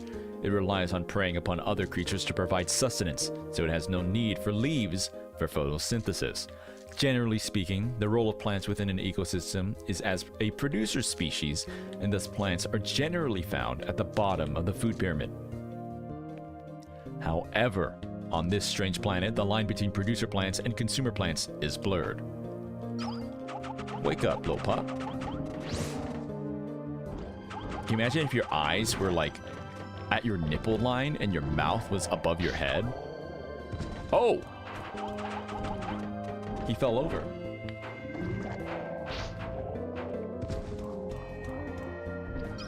That's your life? Skitter leaf.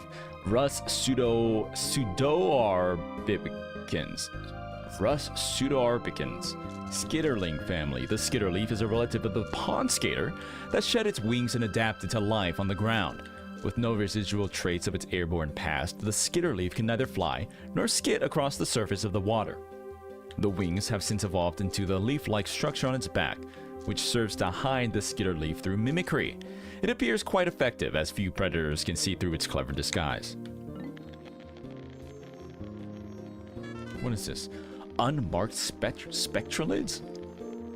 When do these appear? Fenestari prismatis, flitterby family. When strolling through the forests of this planet, clouds of these creatures are seen dancing overhead. Like flower petals drifting in the breeze, the sight of the flitterbees dancing in the lush green undergrowth is unforgettable. Flitterbee collectors drool over specimen sample boxes lined up in order, highlighting the slight color graduation changes from blue to red to yellow. Such items fetch particularly high prices at auction. The weed floor of the shower room and some... oh, the rest floors. I see. The honey wisp. Nectara fatus. Honey wisp family. This floating life form drifts effortlessly on the winds. Upon death, its physical structure instantly collapses, as the creature is particularly elusive and difficult to catch. No sample specimens have been acquired as of yet. If we could simply recover a live sample, research on the specimen would likely proceed more smoothly. What is the implication? It's like a spirit or some sort of multi-dimensional creature?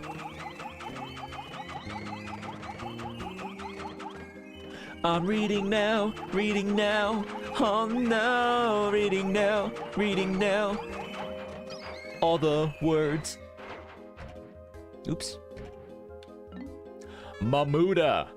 Unknown family. The imbalanced asymmetrical arms of the Mamuda are among its most notable features.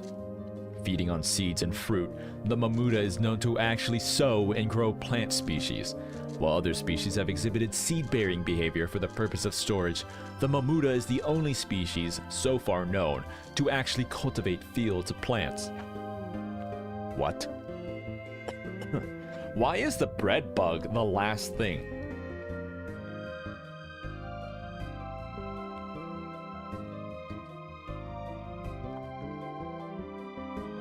Are you going to read entries in the other games as well? Nope. Breadbug. Pansaurus gluttinae. Breadbug family. The adult breadbug competes for many of the same food sources as Pikmin, but its thick-skinned hide allows it to withstand most Pikmin group attacks. However, some researchers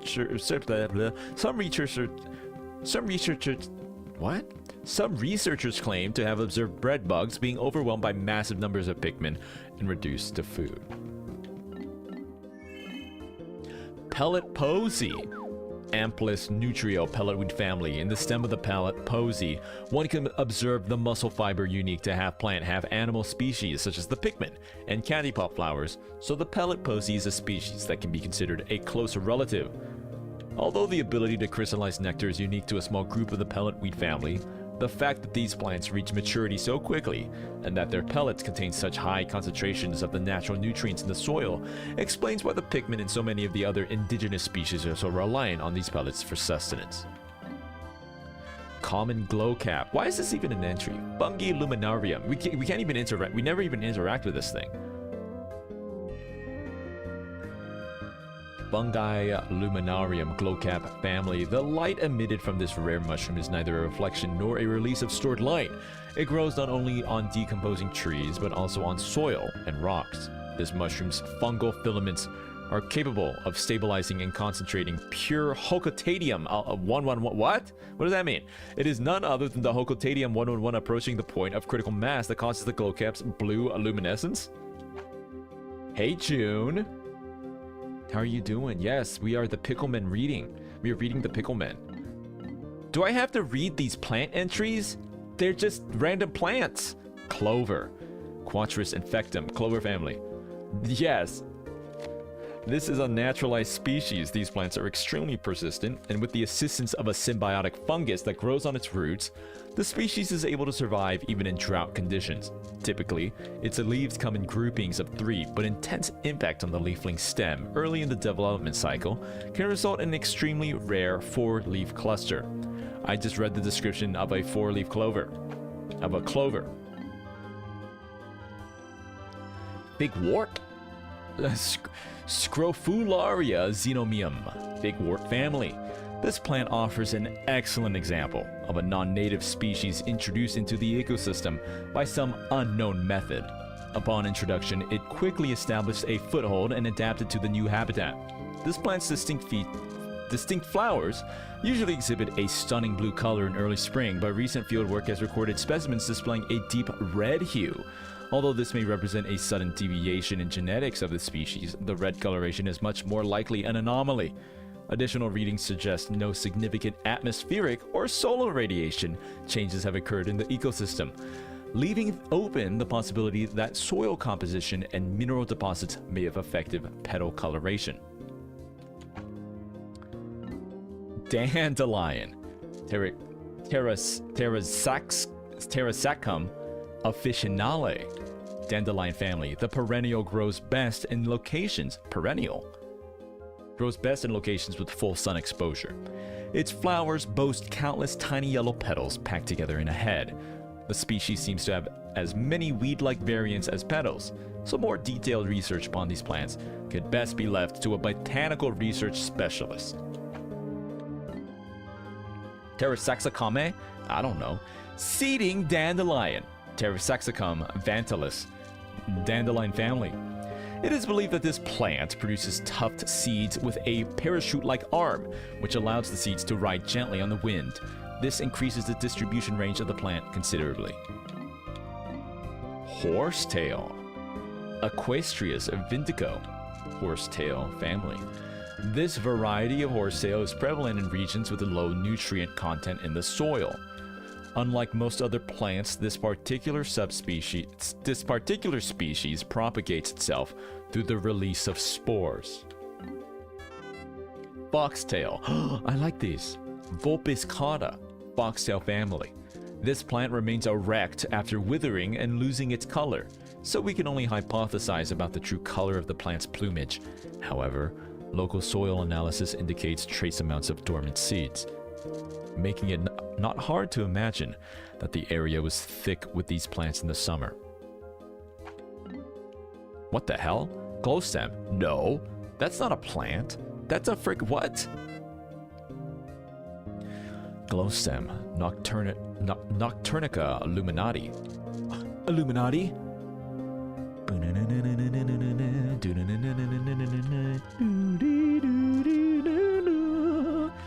Glowcap family.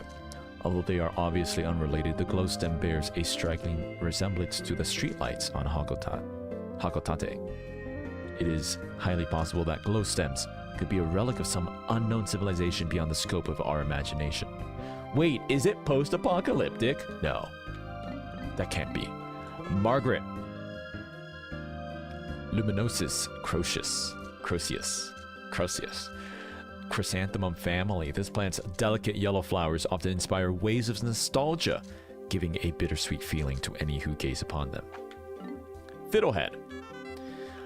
Violine orchestris fern family.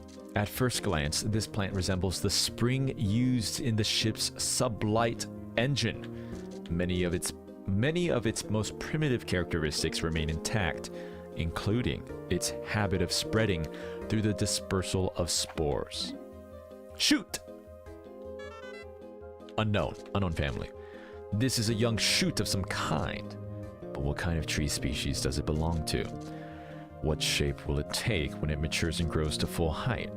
Unfortunately, we are only able to obtain information from our portable scanners on a select few of the countless number of species we've encountered. But even if our expedition yields only brief observations on the life we encounter, it will still provide a better understanding of this bizarre planet. Oh, here we go! The big boys! Oh, God. She a little thick. Empress bullbacks, Oculus matriarcha, grub dog family. Initial observations placed doubt on the capability of the grub dog family to support a strong ant or bee-like social structure, but recent studies show the family is capable of such complexity for brief periods when certain external parameters are met. The egg sac of the largest female grub dog within a given range swells to dramatic proportions in response to environmental changes, such as the sudden depletion of prey species. These female temporarily take on the role of pack matriarch. Also, in pack formation, it has been observed that nearly all males not involved in species reproduction undergo natural sex changes. The characteristics of such specimens are quite intriguing indeed. Hey, Britt. Ah, the burrowing snagret. Chiropedes. Anacondae? Snavian family. The majority of snagret species lie in wait to ambush and capture prey, With a body type perfectly adapted to such sudden strikes, it violently attacks small surface-dwelling insects. Distributed across a relatively wide range, subspecies of snagret suited to the varying soil conditions have emerged, making the snagret the most geographically represented species besides the bulborb. Visually resembling the burrowing snagret is the burrowing snarrow, the range of which partially overlaps with the snagret's range. While the two may appear similar, when pulled from the ground, they can be distinguished by the presence or absence of tail and wing markings. The tone you're using for the bosses reminds me of those Unsolved Cases videos. I was just watching some last night. The beady long legs. Does it have a brain? Can it think? Is it a machine or can it feel? Pseudoarachnia amoralis, arachnorb family. Although this creature is commonly associated with spiders, it is actually the result of a separate evolutionary line of insectoid creatures. Since the spherical body section supported by the creature's legs carries most of its internal organs, there appears to be no other features that would correspond to a head or abdomen. It's just legs. Oops, all legs. The Emperor Bullbax Oculus Supremus Grubdog family. The largest member of the Grubdog family is normally found buried in the ground with only the stalks of its eyes exposed. The camouflage allows the predator to surprise smaller creatures and use its long, adhesive tongue to capture prey. The thick hide and angular hump give the organism a distinct rock-like quality. During the rainy season, moss grows freely from its hump, making it nearly impossible to distinguish this lethal predator from a stone. The giant bread bug! Giant bread bug, Punsaurus gigantus, breadbug family. This gargantuan species of the greater breadbug family has a torso so perfectly square that it almost seems like it was formed in a mold. Hey, where you going, little pup? Get back here! I'm doing a reading right now. Where are you going? For a brief period after birth, the giant breadbug competes for food with smaller breadbugs, but upon reaching maturity, it seeks out much larger prey. This is the primary reason that two species with similar feeding habits can coexist in the same habitat. Hordes of Pikmin appear to pose the only possible threat to the massive creature's life. Pileated snagret. Caspurratives ambulatria, snaven family. This variety of snagret has the ability to both burrow underground and walk above it. Its earthy red coloration and distinct yellow ear and eye markings make it immediately recognizable. Despite featuring a chimera-like merging of both serpent and avian features, the pileated snagret has poor eyesight for a bird, perhaps due to extended periods spent underground. Dreamy, you be quiet. I'm reading here, alright? I got a lot of reading to do. And if I misspeak, this is the first time me reading all this. It's to be expected. To compensate for this, its nose features a thermal sensing organ common to many snakes, making it a dangerously effective hunter.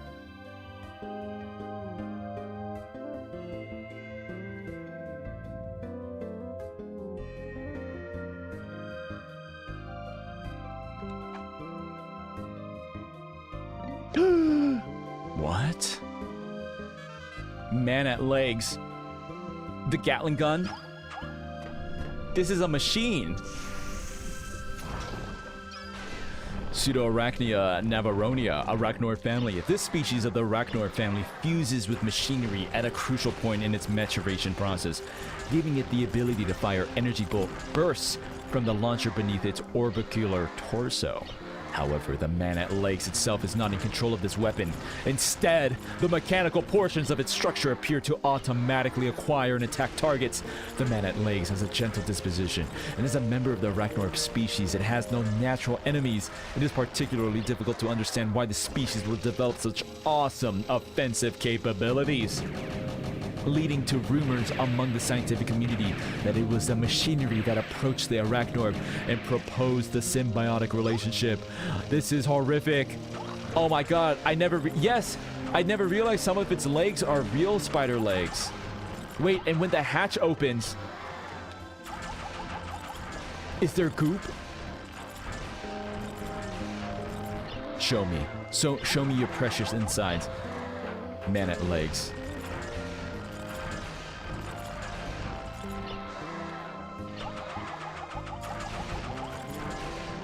This is sick. Some cosmic horror abomination. Show me.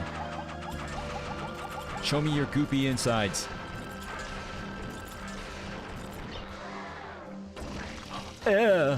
I never realized. That's scary.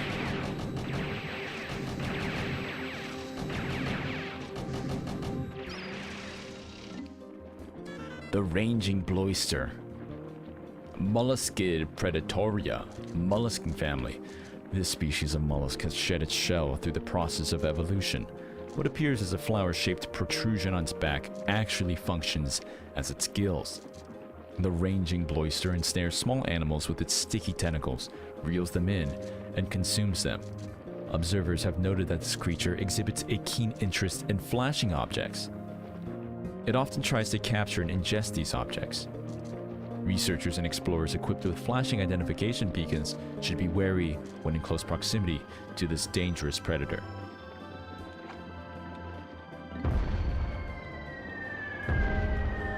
Not the water wraith. Amphibios-sapiens.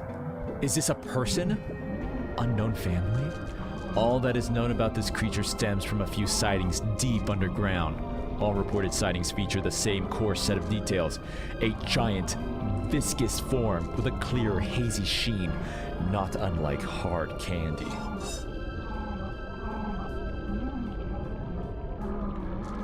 One theory holds that it may be the ectoplasmic incarnation of a kind of psychic phenomenon. But as is usually the case with such theories, it is very difficult to prove. All witnesses report being suddenly overcome with fear upon sighting the creature, approaching a state of panic and near insanity. In fact, every report contains an inordinate amount of extremely vague details, which has led to suspicions that exhaustion and fear have caused some simple natural phenomenon to be viewed.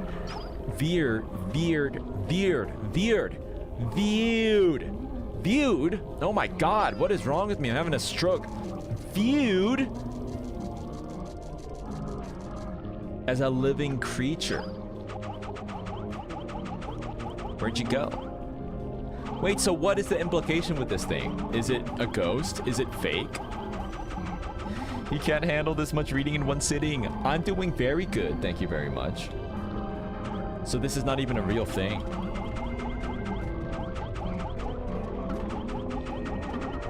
It's stanced up, dude.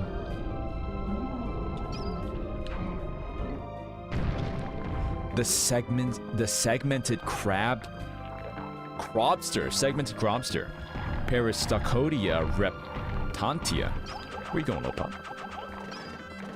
Creep crab family. I like this thing. This gigantic beast is wrapped in a hard shell.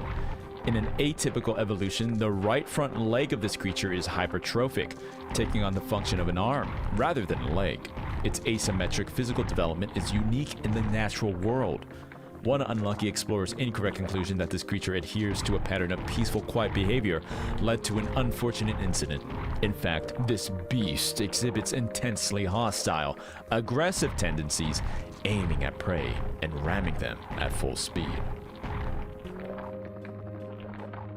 There's a theory that the water wraith is one of the incarnations of whatever keeps crashing Olimar to Earth. What? That's scary. Raging long legs, Pseudoarachnia furindis, Arachnor family. Arachnorbs boast a wondrous biological composition with a silicon-based exoskeleton and innards coated with malleable heavy metals. However, much about these creatures remains a mystery, as specimens regularly explode when they are dissected. These explosions produce scorching flames that completely melt all internal organs, leaving us with a disappointing lack of information on the inner workings of the species.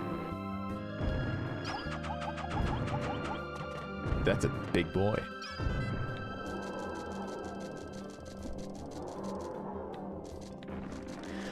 We must await the development of new dissection processes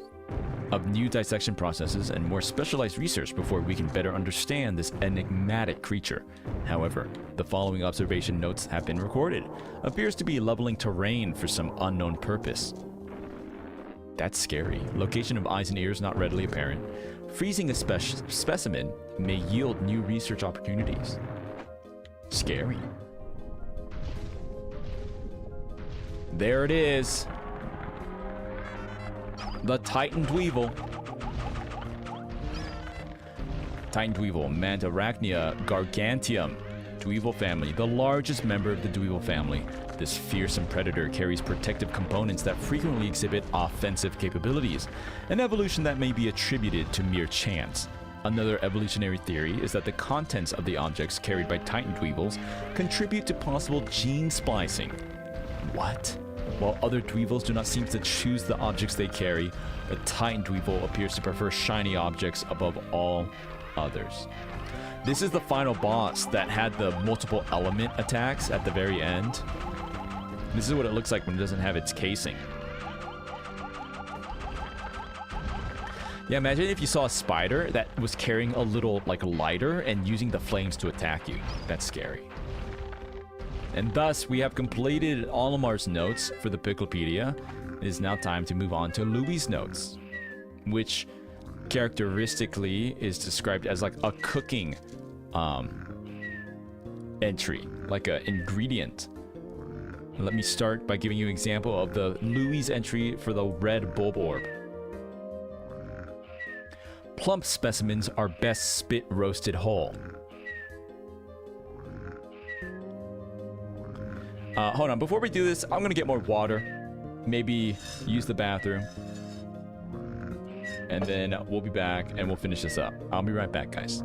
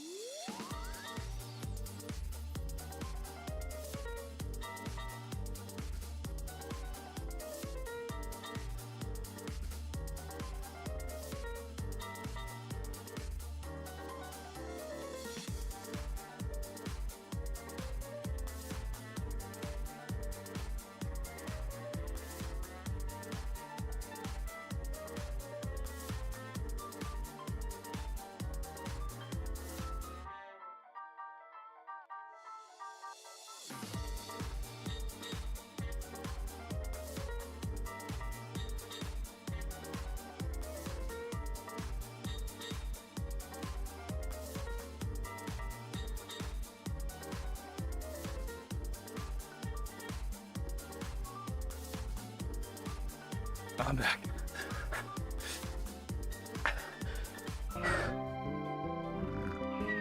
Sorry it took so long. I tried to unhinge my jaw and consume as fast as I possibly could.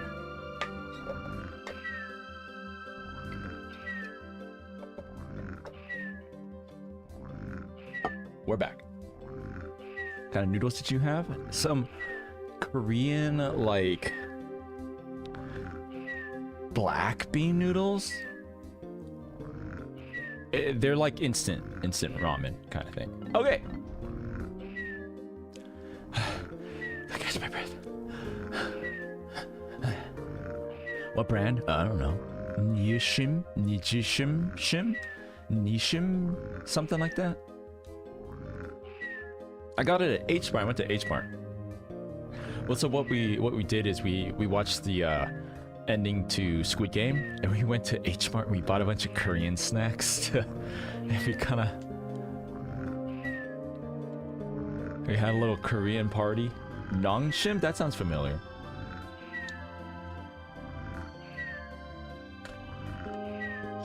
This guy will be hungry by the end of the stream. Sorry, I had to go eat.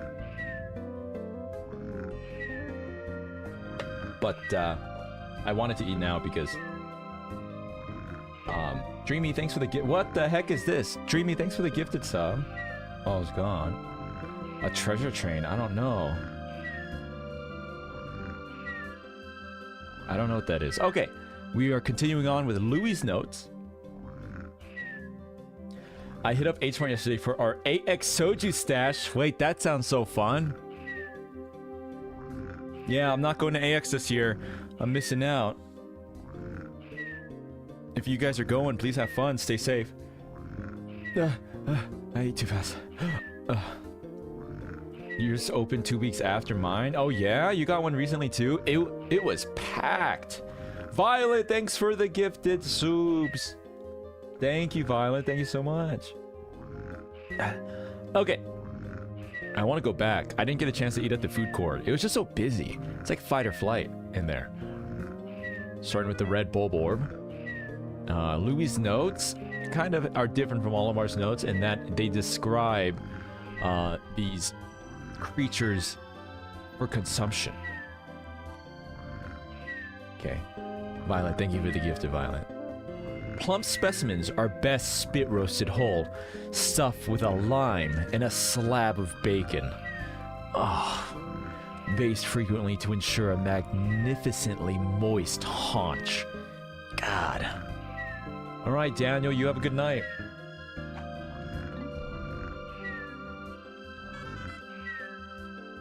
Hairy Bulborb. Oculus Kagayami wait. Remove all of the Bulborb's hair. Wrap the beast in foil along with a halved lemon and place it directly on the grill. The foil should protect the carcass from scorching, and the lemon will give the meat an elegant hint of citrus. Wait, so has Louis just been eating all of these dudes this whole time? Is that what he's been doing? Orange Bulborb. This Bulborb's meaty flanks make for salaciously savory steaks that shouldn't be missed.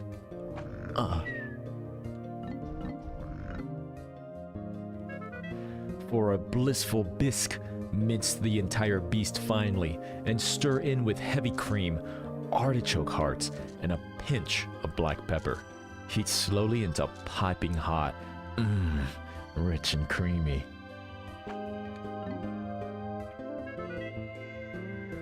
The best grilled snow bulborb, best grilled and served hot over a bed of fresh spinach and crumbled blue cheese.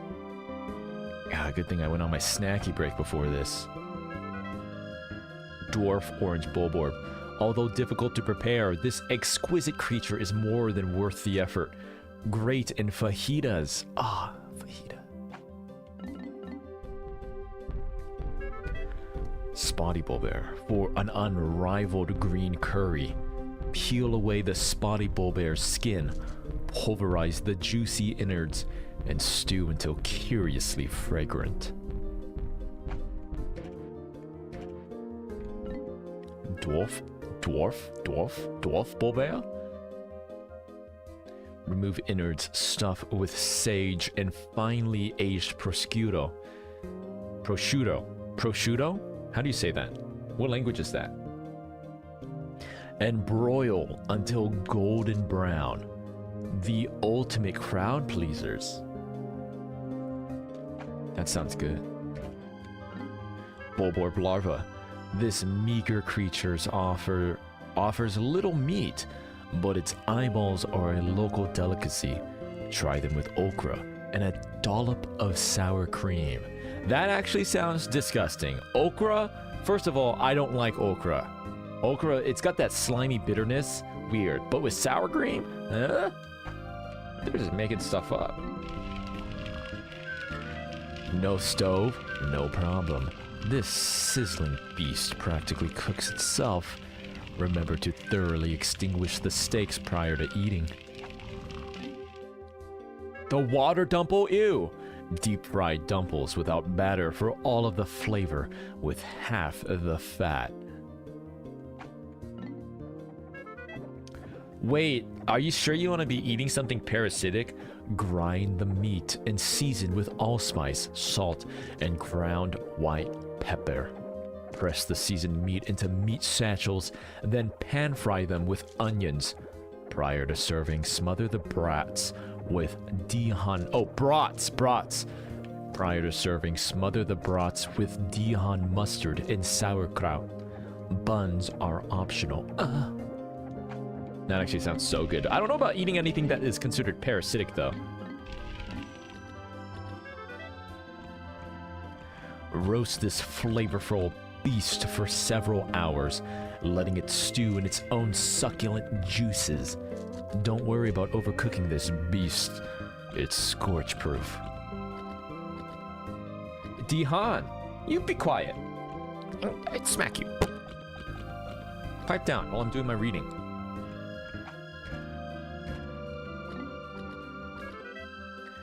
This beast's unrivaled moistness gives it a melt-in-the-mouth quality that's incomparable.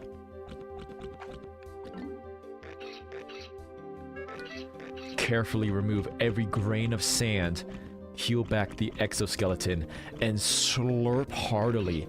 Wow, that is sickness. That is sick. It's like an oyster.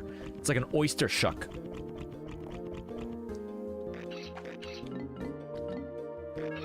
Slice the meat into tender cutlets and vigorously apply a lime and pepper rub.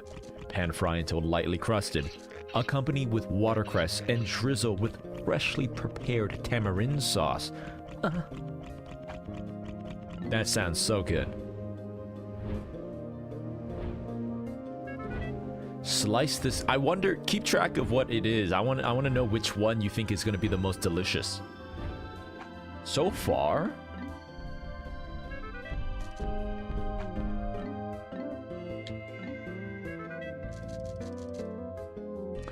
dude, I think it's got to be this one for me. This bisque. For a blissful bisque, mince the entire beast finely, starting with heavy cream artichoke hearts. Like artichoke hearts, that sounds delicious. And a pinch of black pepper. Heat slowly into pot. That one sounds really good so far. The one with bacon, you mean the red bulborb? Roasted whole, stuffed with a lime and a slab of bacon. Oh, that sounds really good too, actually. Hang this creature on a rack and sun dry on a hot afternoon. When suitably crisp, grind the sun-dried beast into powder. Makes a great substitute for cayenne or curry powder. Oh, this is not even a meal. You're making a spice out of it. Alright, what is the groink gonna be? Remove the cannon and ammo stockpile, then vigorously tenderize the meat with a heavy mallet. Stir fry with caramelized onions and figwort sprouts. Spoon over a steaming bowl of fluffy white rice and douse with chili sauce. That one's my favorite so far. God, that one sounds so good. Caramelized onions and figwort sprouts on a bowl of fluffy white rice and doused with chili sauce? Come on.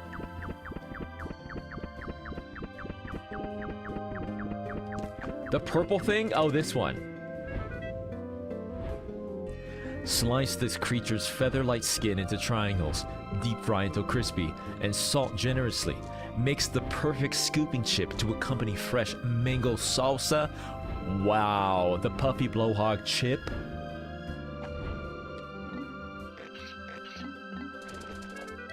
An essential flavor accentuating ingredient in gumbo and jambalaya. Also delicious in soups, broths, and marinades. The Red 40 of Pikmin! This precious treat is exceptionally rare. I could sell it back home for a fortune.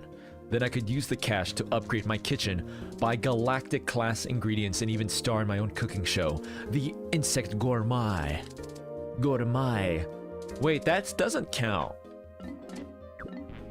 The Doodlebug. Looking for a flavor that will surprise and delight your guests? This beast's aroma may surprise your guests, but it won't be delightful. Wait, that's gross. What is that even for? For an unforgettable... What is that? Quiche? What is a quiche? Tell me.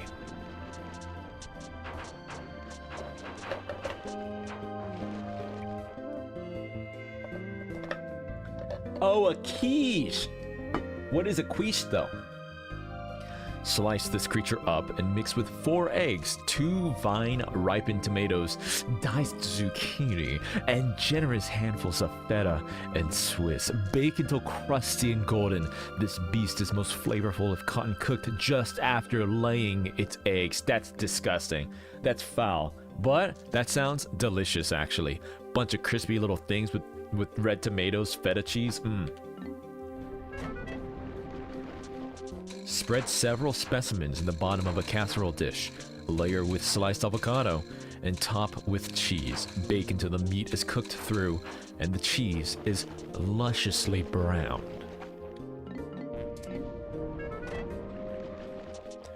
Grate this beast into a zest and whisk with sour cream. With sugar, cream. Oh, sorry, I misread that. Grate. Oh, while they're alive?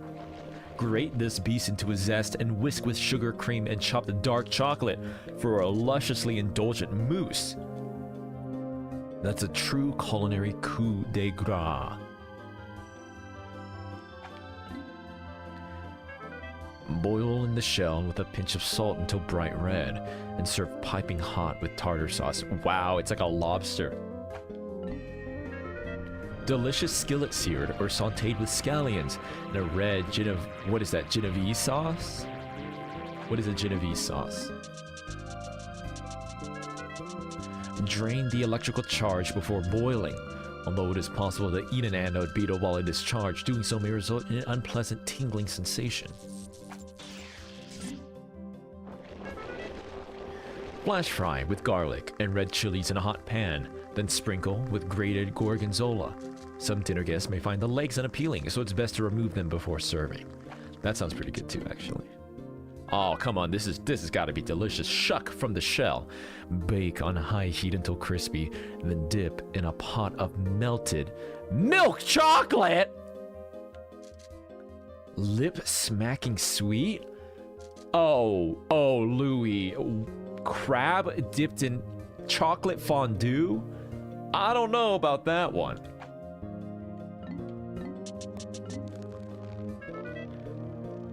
Remove the wings. Marinate a well-marbled steak for several hours in a chipotle marinade, then charbroil to perfection. Remove the wings and discard the remainder of the beast. Enjoy the luxurious wafer-thin wings with fine water-dumple caviar. Ew.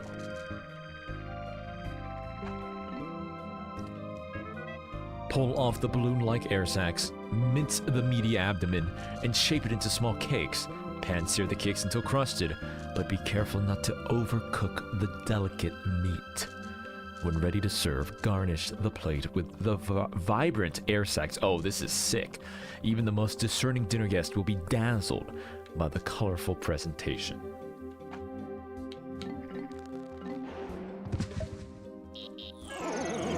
Extract meat from the exoskeleton, sear on all sides in a hot wok to seal in the flavor. Top the dish off with a splash of spicy peanut sauce. That sounds amazing. Similar in taste and texture to gelatin, this jiggling mass of jelly can be sculptured into all kinds of creative shapes. As a bonus, it also doubles as professional grade hair gel. It's the perfect cool summer treat. What? Like a fine cheese, the aroma of this fluid floater can be oppressive, but its flavor must be experienced to believed. Also makes an unforgettable non-dairy spread. The search for a gourmet high-protein salad topping alternative to bacon bits is over. Grind this spicy dweevil into tasty micro-chunks and toss them generously over your salad to add instant flair and flavor.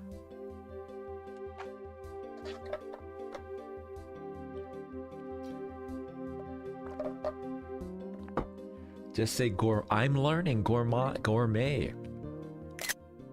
Ah! Raw anno dweevil makes for an unforgettable sushi treat. Ew! Sashimi!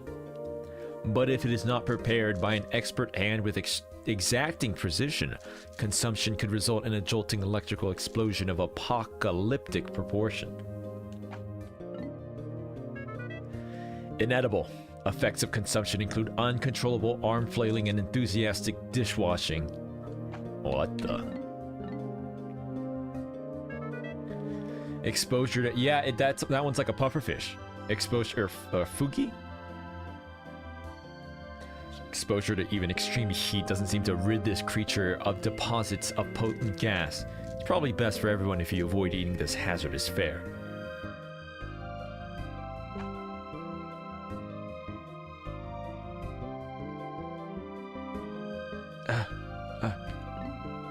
Fugu? This scorching species combusts upon contact with the tongue, only edible by the adventurous and asbestos-tongued. Ew. Ooh, the toady bloister. Imagine that fried up. Pan-sear with herbs and oil until lightly crusted on the outside and rosy on the inside. Rosy? I'm not eating a raw toady bloister. Complement the savory flavors with a light and buttery creme sauce. Slather on some batter and deep fry for a down-home flavor you won't soon forget. Lollipops are best ground up, shaped into a patty, and flame-broiled on a grill.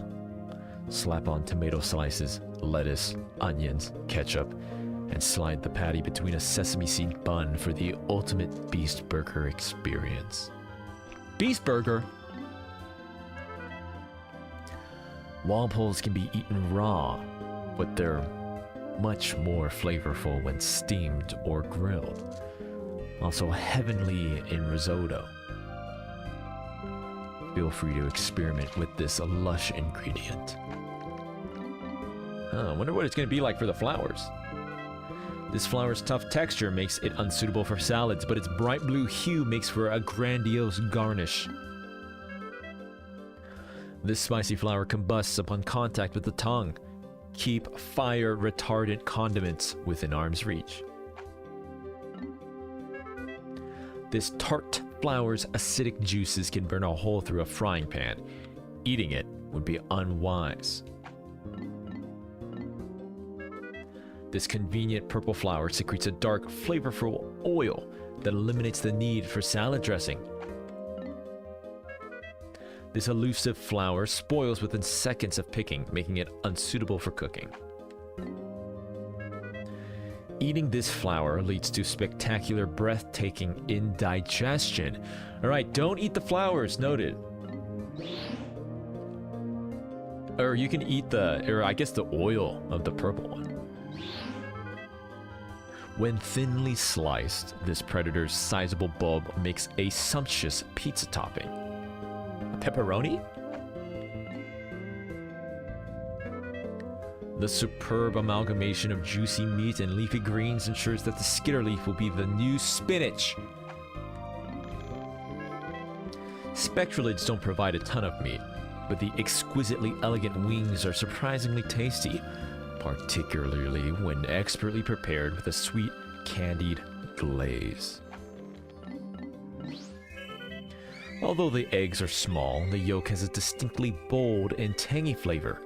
Try tossing a few in a pan along with your choice of meat and fresh vegetables and cook up a country scramble. That actually sounds freaking delicious, mate. Inedible. Tastes like chicken. Huh? Inedible? Tastes like chicken? What? The mamuta? Breadbug. Breadbugs are hardy and nutritious, but also bland and unimaginative. They may be palatable in a pinch, but they hold no true culinary promise. On a quest for the perfect hors d'oeuvre, slow cook this plant in a wood fire oven, but be careful to only serve the tender palate. Hi, Purple Lion. I am. We're almost done, actually. Rapturous, fresh, or sautéed. This illuminating fungus will be hot in the galaxy's trendiest restaurants. Mildly poisonous. May result in nausea, headache, fever, fatigue, chest pains, paralysis, loss of bone density. Oh my gee! Feral rage, sauciness, dilly-dallying, strokes of brilliance, and untimely doom? A clover? Is clover poisonous? Can I eat clover? What's up with that? This titillating ingredient tastes impossibly fresh, but you must cook it immediately after picking. If you don't, it'll go bad within minutes. Wait, the figwort sprouts is paired with something else as well. In a previous thing. Young leaves are only suitable in garden salads. Use the flower to add color to your dishes. I think that Survivor Man taught me that you can eat dandelion. Dried, roasted, and finely ground, the root of this plant makes a passable coffee substitute. Huh? That true? Remove and discard the primitive scaly leaves, then blanch the tender stalk in a buttery broth. Inedible. Plagues victims with potent and debilitating cramps. Oh, is this true? Inedible. Known effects include uncontrollable episodes of impromptu breakdancing. What? Oh, because they get electrocuted? I see. Margaret. Can be eaten fresh out of the soil, but it's much more flavorful when incorporated into a heavenly veggie lasagna. Ew! Sun-dry the leaves for several days, then grind them with a mortar and pestle. The resulting herb grants an aromatic, earthy flavor to mutton and poultry dishes. Inedible, and yet strangely delicious. Oh, here we go.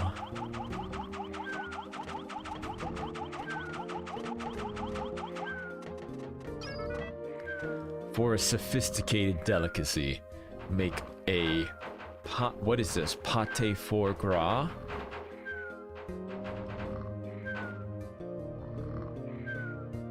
What is that? What kind of dish is that? Hey, reindeer. Oh, that's right. Pâté de foie gras. Clover, hi, thanks for the 5 months. Happy Bold Blacks Wednesday, yes. For a sophisticated delicacy, make a pâté de foie gras from this giant creature's liver and spread it over a sesame cracker. Cracker.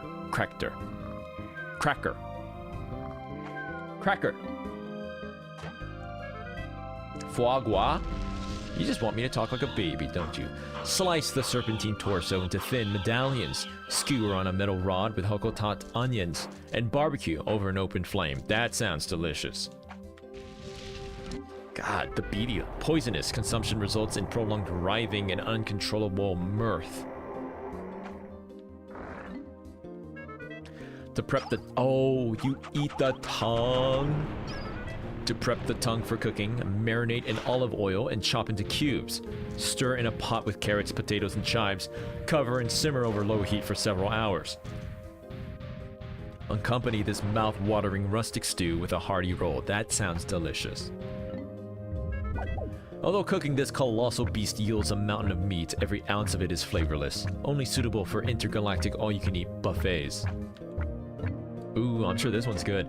You haven't lived until you've tasted a mint-braised snagret shank. Or if you're feeling especially saucy, stuff a bird with a can of your favorite savory nectar, throw it on the barbecue, and let the juices mingle to make a mean beverage canister snagret.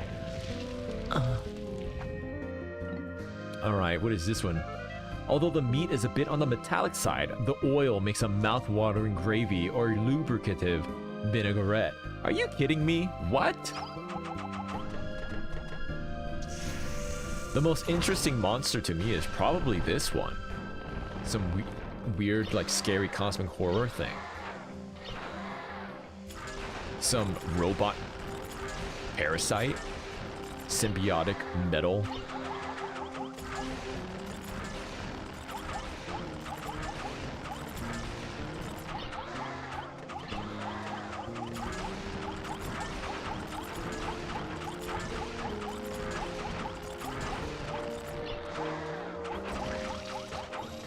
Ew.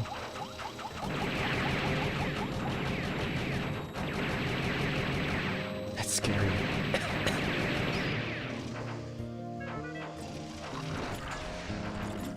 I would not eat that, no. The ranging bloister. The gills are best prepared deep fried in an herb and breadcrumb batter. The gill is the thing that's hanging off the back, right? Also, tasty poached and drenched with fine soy sauce. Seems simple. Inedible, known to cause mass hysteria, followed by leg spasms and internal thunderings. Ooh, don't eat that. Aw, hell yeah. Dessert meats are all the rage on Hakote. When the planet's finest chefs hear about the kind of sorbets, pies, and parfaits you can make with the claw meat on this sweet beast, they'll clamor for every morsel we can bring. Oh, dessert meats? What are we doing, Louis? That's like the perfect thing to make into like a seafood dish, and you're making it a dessert? Neither boiling nor baking can diminish this creature's overpowering musky scent, only suitable for serving to unpleasant in-laws. Oh. This thing's gross, I guess.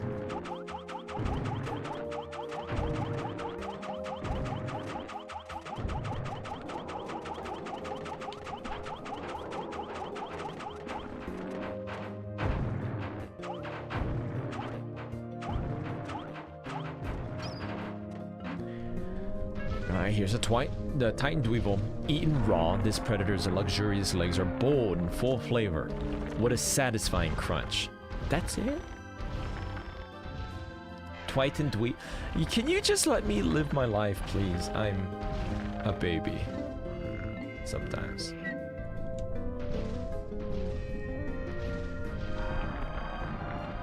Alright guys, that's it. We just completed the Piklopedia reading. I thought Louis' notes would be a little longer, but they're funny. Final verdict? He has some really wild choices here. Some of these are really good. There's all the treasures. What do you mean? Hell no.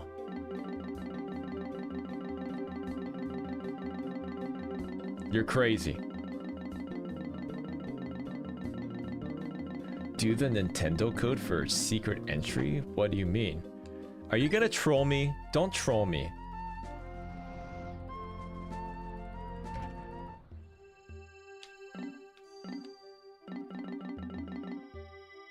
Oh.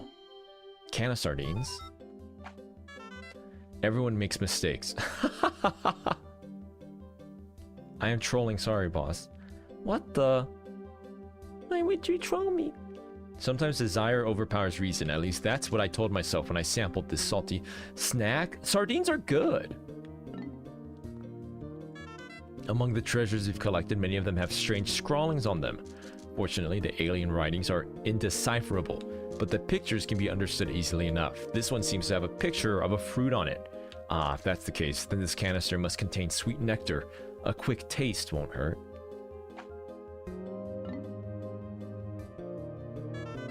What a fascinating storage container. There's more food crammed in here than I could eat in a lifetime. Louis, however.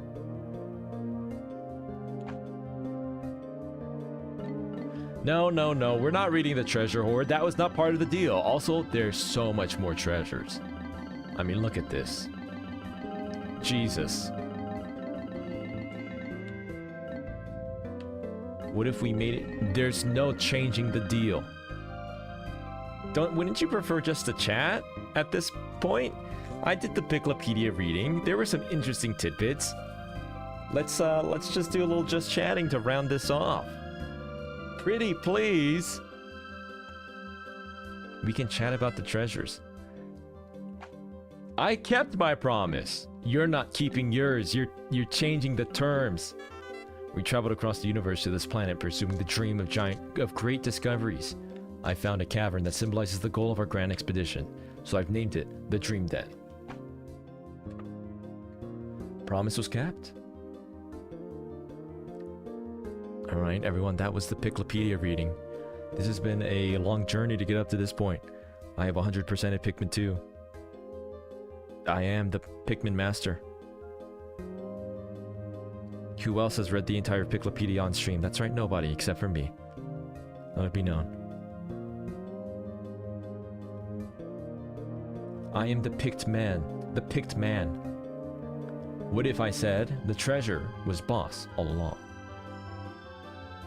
I was here. You were here for my complete reading of the Piklopedia.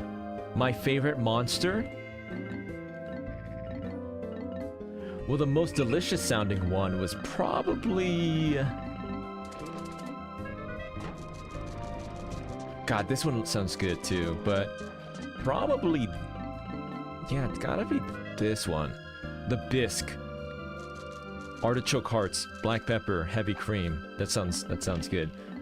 But in terms of like the actual monster, the lore of it is probably the the man at lakes, the weird symbiote, machine symbiote.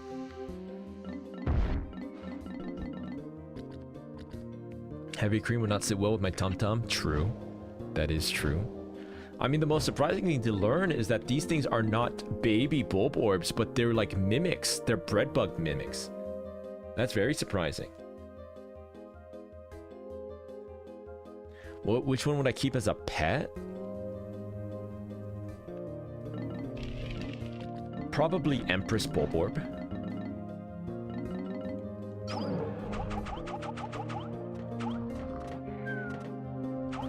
Do I have a favorite cheese? Feta's really good, but I think I just like American cheese. Wake up! Loser! Why? You can eat it on burgers, you can eat it on hot dogs, you can eat it on rice, you can put it in ramen.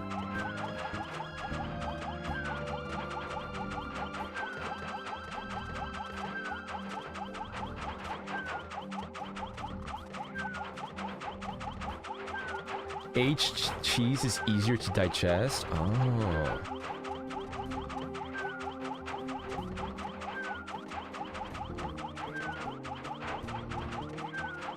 Wake up! Cheese slice and ramen. Yeah, it makes the soup kind of thick, kind of brothy.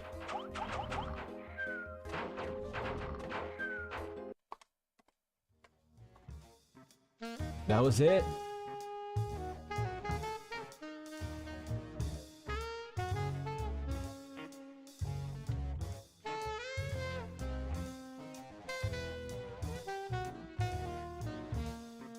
Hope you enjoyed it.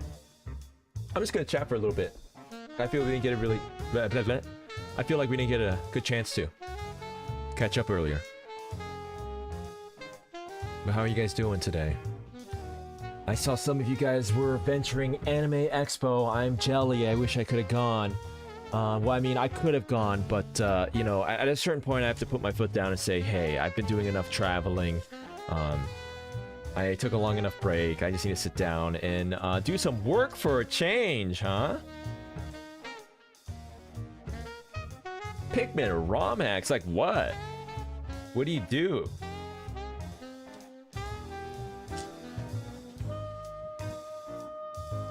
I got to go to Offkyber trading. Yeah. Just say it's a work trip, silly. That's not true, though.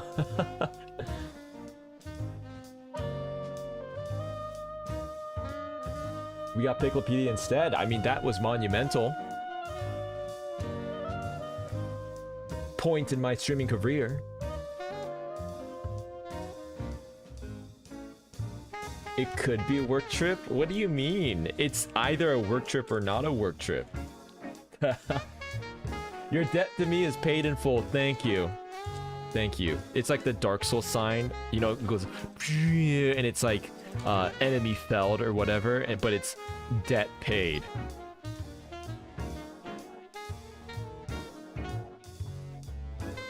Can you be in debt to me again? I liked it. What the hell? No! Humanity restored. Piklopedia red. Lands of Torture. That sounds great. Starting off, is a 1-4 mega dungeon with all the bosses and treasures in a single massive cavern. What's the point of that? I will say, I do kind of wish Pikmin did have like a free roam where I can just go around and farm Pikmin and interact with random things and kill random bosses and stuff. Do I like sukiyaki? Sukiyaki, is that soup? Is that noodles?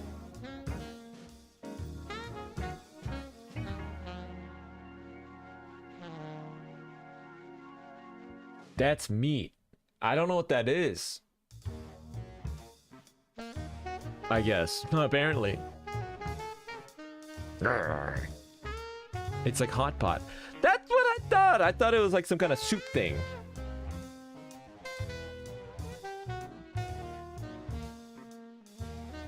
Jeez, you're in deep in the Pikmin sauce, huh? Sausage. I didn't even realize there was Pikmin mods. You sound a little tired there, boss. Do I? I think I'm just a little... I'm getting hit with the food eepers because I pounded down that bowl of noodles earlier. But, I mean, I guess so. But I woke up really late today. That's the thing. If you wake up too late, you end up being tired, right? There's like a... That's why I want to try to... You read a lot. I just read a lot. Yeah!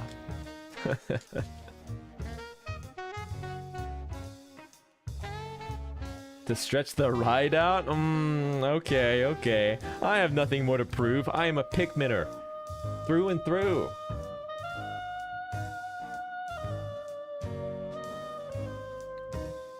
The operative model as a Pikmin, different colored operatives, that would be cute. You woke up late, now punish yourself by streaming. Punish myself by streaming more. It's a punishment. I suffer. I suffer through turning on stream. I have a bone to pick with you, but since you're tired, we'll do... hold on, I'm not tired. Who said I'm tired? What bone do you have to pick with me, huh?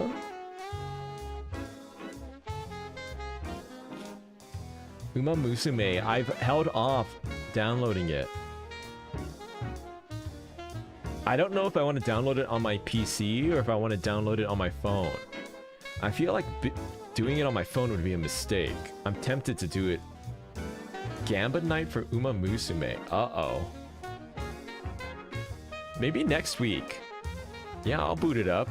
I'll boot it up next week.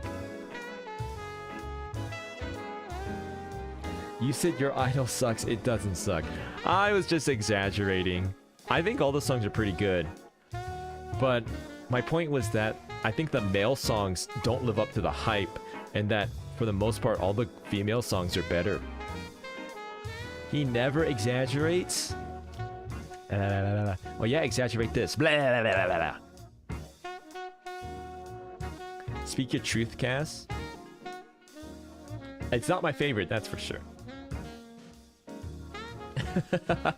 Have you been waiting for me to come on live so you can confront me about my K-pop Demon Hunter takes? No, I think it's better than Soda Pop, and I get why people like it, but I think that it's talked about way more than it should be compared to something like, God, I mean, Golden, What It Sounds Like, especially What It Sounds Like is probably my favorite song. This is what it sounds like. Any Huntrix song. Well, I don't like, I don't like the Huntrix version of Takedown. I'm not a fan of Takedown. I mean, the Twice version is like okay, but I just don't like that song in general. Your idol's going double plant in my bedroom. What the? Free, I really like Free. Yeah, actually Takedown might be the worst song in my opinion.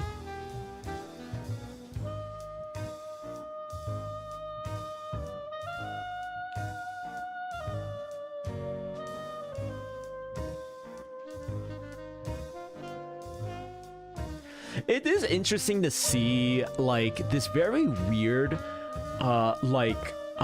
cannibalism of its own culture.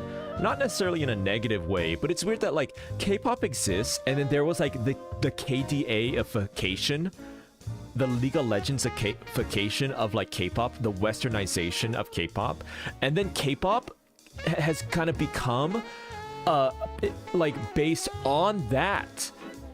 You know what I mean?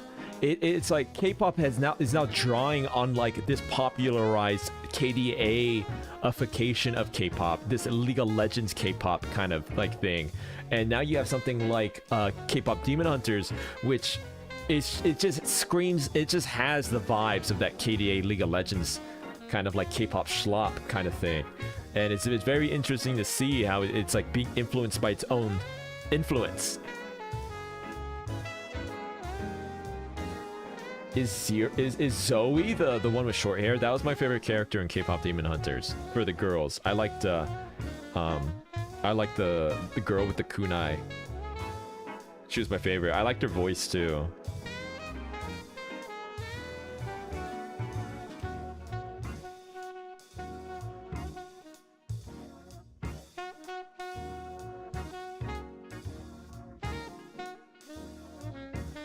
When will we watch idols wrestling together? What? Hey, calm down. We got a watch along coming up on Friday. We're doing an Alien stage watch along. Who is your favorite Saja boy?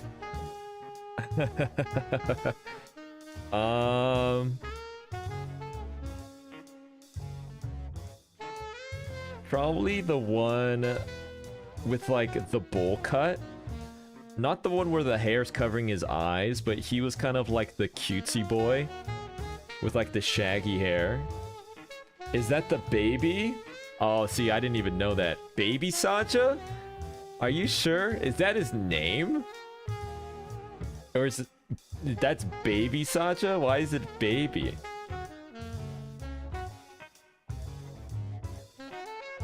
Your baby instinct knew. Oh, I don't know. Of course, the baby gamer would like baby. Yeah, I'm not sure. I thought that part was funny, very interesting. He took my branding, I'm the baby! Yeah, what's going on? Do I have a favorite rapper?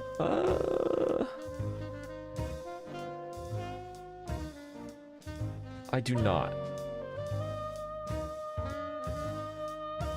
I don't.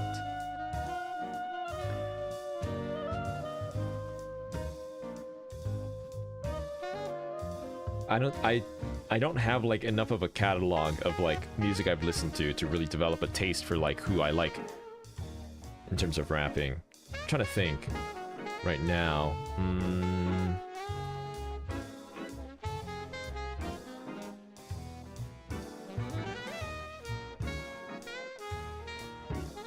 No, I don't know.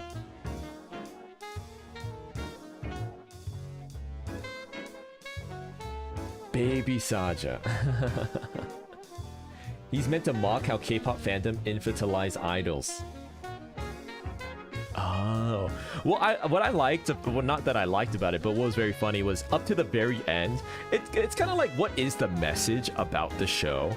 And it makes like these statements on like, you know, in between identities and stuff. But in terms of like K-pop, it doesn't really make a statement about K-pop, and it's sort of like, at least in a positive way.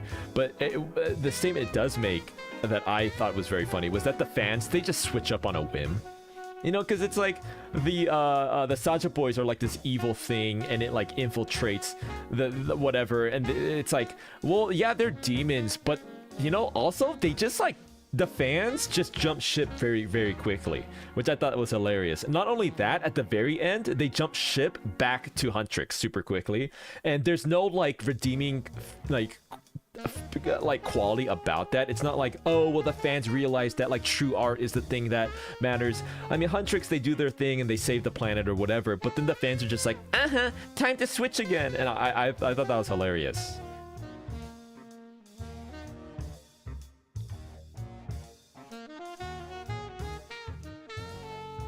Well, also, it's unrealistic because I was like, there's no way that Huntrix and the Sanja boys would have such an overlapping fan base, or that they would ever do like a joint signing like that. That's so unrealistic. There's no way.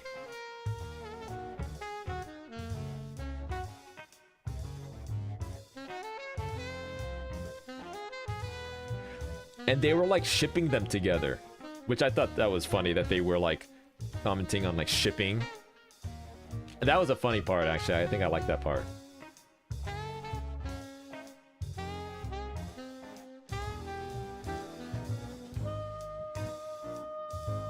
That part is true. Wait, people ship K-pop idols? There's no way.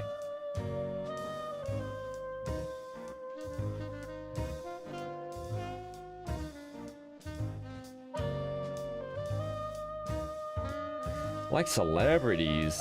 What? What celebrities do people ship? Huh? Give me an example. People ship everything. Do you walk into your bathroom? Oh my god. Look at my toilet paper roll in that soap container. I ship them. Justin and Selena? But that's different because they actually dated. Admiring a couple is one thing, or speculating on a couple that actually ends up being like dating. But shipping is like two people that haven't even ever talked to each other, or like are like so unrelated at a profound level, right?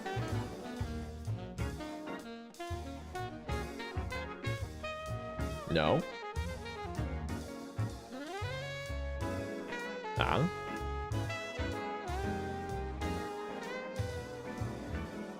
Oh yeah, who do you ship me with then, huh?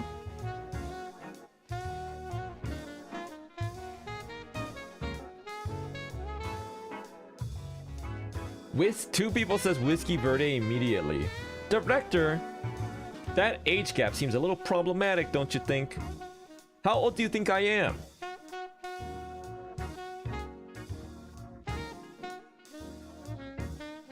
You are a grown man. Then why my baby? Hmm? Enough.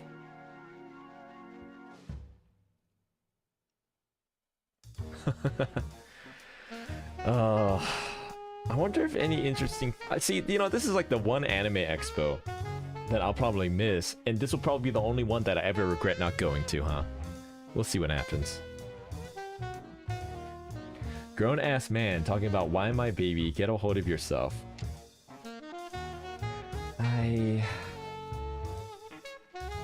What is one baby meant to do, huh? What am I supposed to do, huh?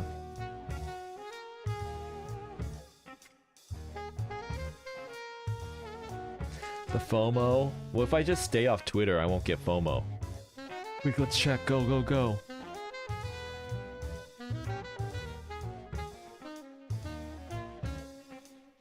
I actually do want to play some more Sunshine. It'll probably be on the schedule next week as well.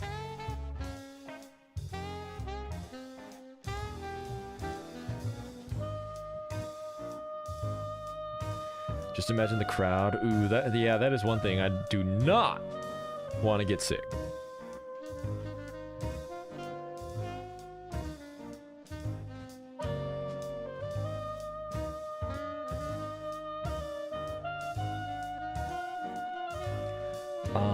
Early or late in the week? Probably... Oh, don't listen to that! Probably earlier in the week.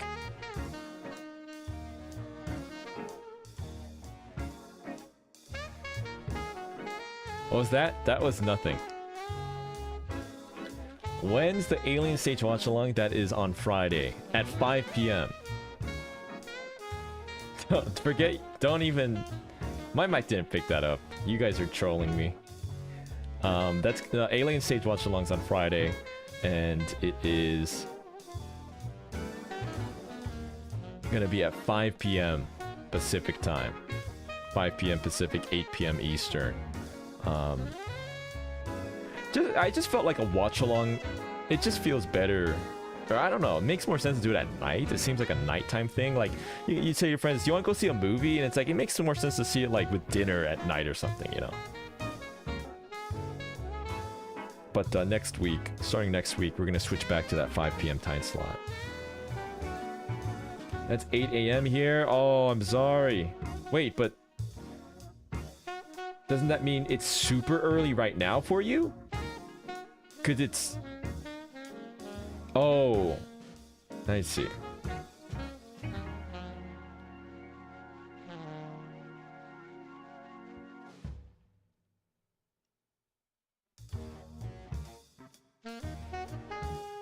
You wake up for me? Good, I'm keeping you on schedule. I'm giving you a consistent schedule. Well, at least I'm not starting as early as I was. Or at least starting next week. What's Alien Stage? I think they're like some kind of music video series with some sort of lore to them, some story. I'll probably be missing more streams for the foreseeable future. Got family visiting. Aww. That's okay, we'll miss you. But we'll be right here when you're done. Go hang out with your family. I guess it'll be a short watch along. Again, I don't really know anything about it. What, like a handful of music videos that are... I'm assuming maybe like 6 music videos that are 3 minutes each.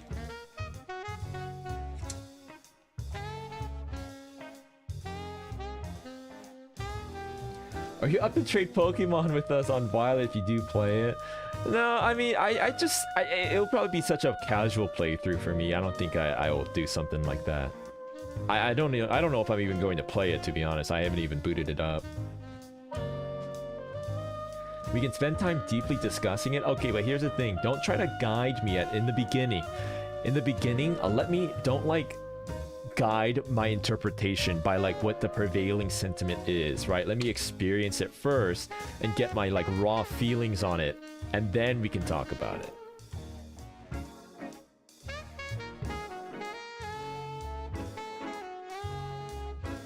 So we have to shut up. You don't have to shut up, but you know, be just like, don't be so like, hey, did you see that? That means this, blah blah blah. Instead, you could say something like, whoa, that was interesting, don't you think, Caspurr? What did you think about that? Or like, ooh, did you notice that?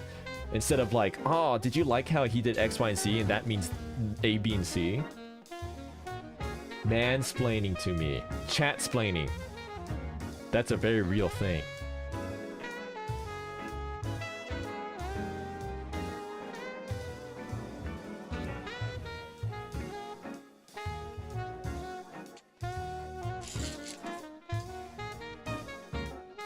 Me whenever anything happens in Pikmin 2. You watched it out of order. That's interesting. Okay. There's some questions I want to ask about it, but I'll save it for Friday. Tomorrow, we are playing Peak. The collaboration.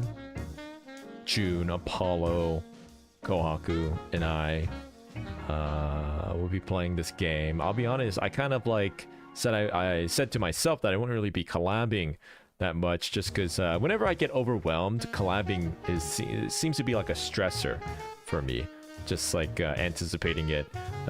But this game, I just really want to play it, so we're gonna try it out tomorrow. It's gonna be 1 hour later than usual, and so instead of 3 p.m. Pacific, it's gonna be at 4. I will chat for 1 hour, as is customary for these collab days. Chat for an hour, and then at 5 is the actual collab. 5 p.m. Pacific. A game literally called Peak better be worth it. Well, I think it's climbing the mountain peak. It seems fun. Seems fun. Yeah, it's a new game. New-ish, maybe? I don't know. It's like getting over it? Kinda, I guess, kinda.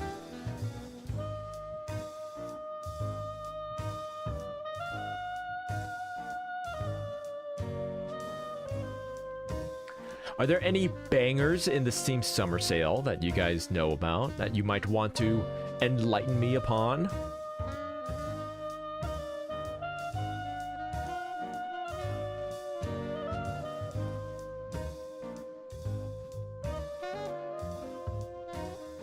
Steins Gate? Isn't that a visual novel?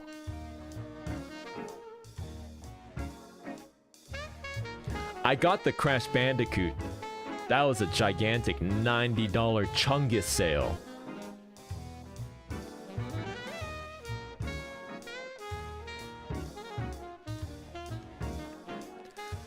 It has a femboy route. Is that true? I don't think that's even true. Also, what does that matter to me, Crosscode? What is crosscode?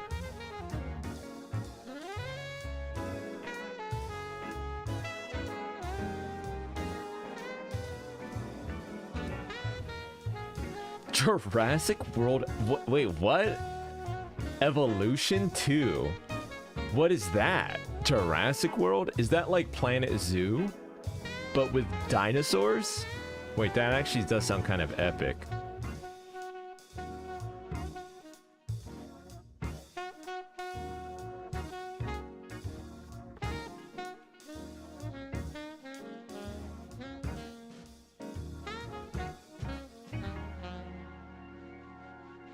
You can get all 6 Roller Coaster Tycoon. Okay, here's the thing. What am I gonna do with 6 Roller Coaster Tycoon games?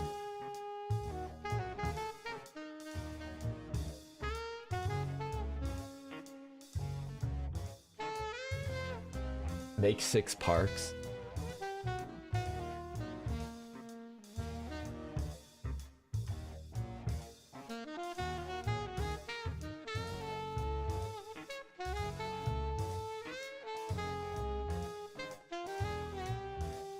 How do you feel about rhythm games? I don't feel strongly one way or the other. I've never really thought about... I've played a few. I don't know. I kind of been wanting to play, what's the game that they have in arcades where the floor lights up and you shuffle on it? I have played Roblox. We've done a couple Roblox streams, I think. DDR? No. DDR has the panels. This one, it's just a big, giant LED screen that lights up on the floor. It's not DDR, because DDR has like these steps, these panels, but this is just like one big screen. And you... Dance Rush! Dance Rush. Willness, yes. It's Dance Rush.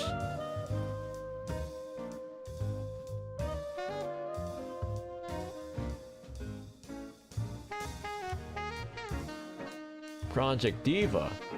I played a bit of Project Diva.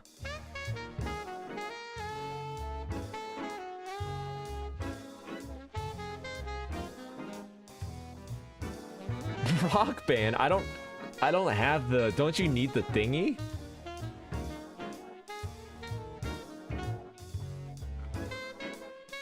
How do they organize the Steam Summer Sale anyways? Is there a way to see all the sales? I don't... There's no way to even browse, like... Is it just everything? Horse game time. Alright. Let me see how... Well, not this stream. But let me just take a peek right now.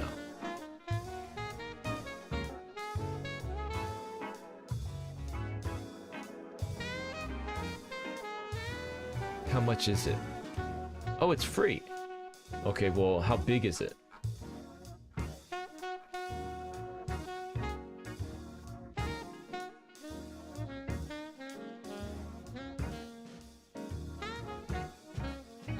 Yeah, the suggestions channel, I do peruse it.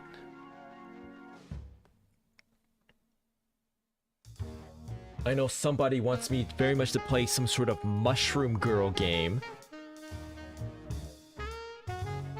If only they were here to convince me. Ah, well.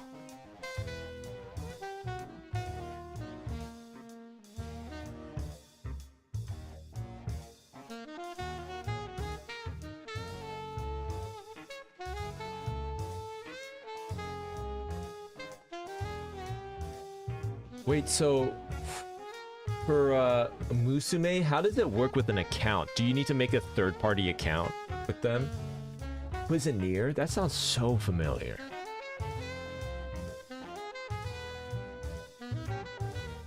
Oh, that's a pretty juicy sale. It's a roguelike?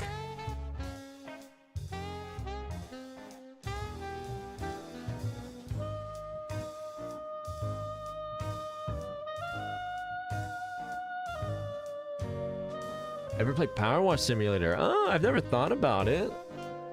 I guess maybe. Subnautica. Maybe I'll replay Subnautica ahead of the second one, which should come out soon, right, guys?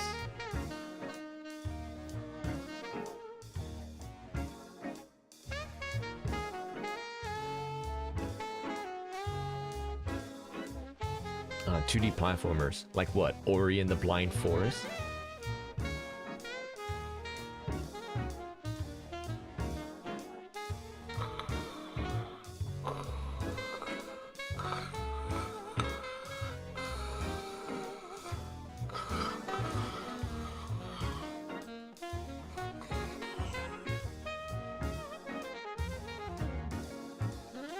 Oh, and Deltarune. Yeah, I do want to play it.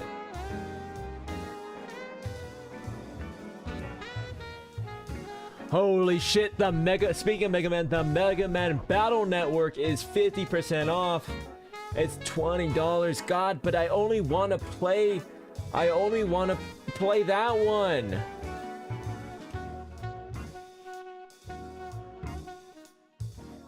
Oh my goodness.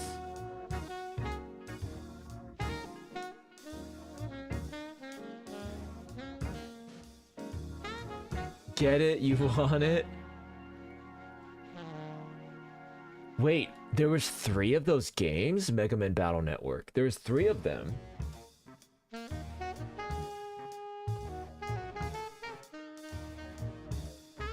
I was oddly into Battle Network. I don't like Mega Man at all, but Battle Network I was particularly into, and also something about it.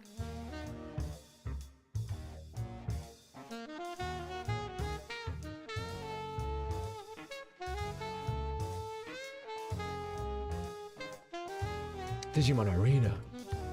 God, they got a lot of Mega Man games on here. Mega Man 11? They made 11?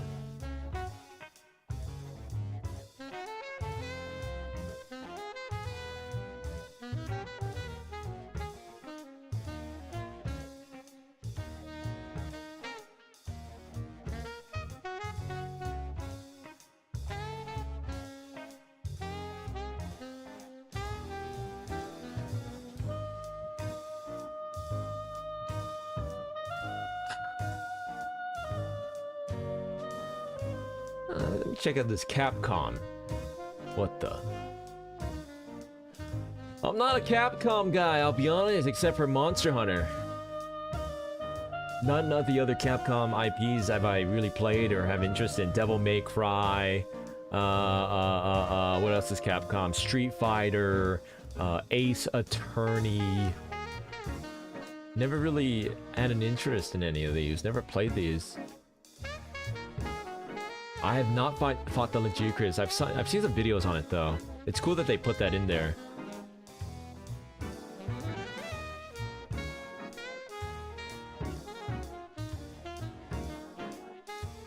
Resident Evil, yeah, that's a series that I've completely missed too. I've only played the one where it was like split screen co-op and you fight Wesker on a plane at the end.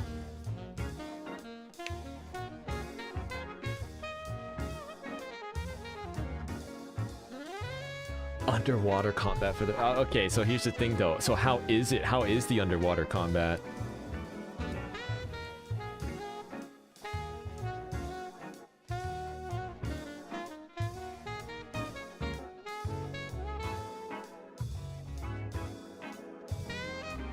I think that's Resident Evil 5, yeah.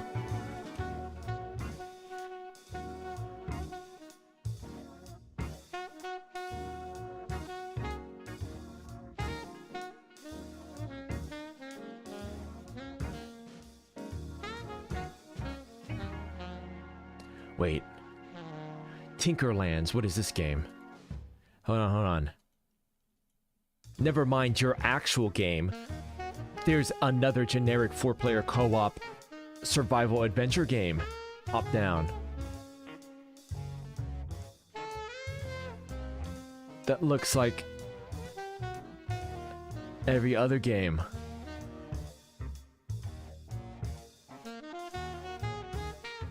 Oh, heck yeah. They're cooking? So good. Tinkerlands. Have you ever heard of this? Search it up. Look it up on Steam. Tinkerlands. Ooh. Oh, you can cook. You can fish? Can you build? Oh, there's mining?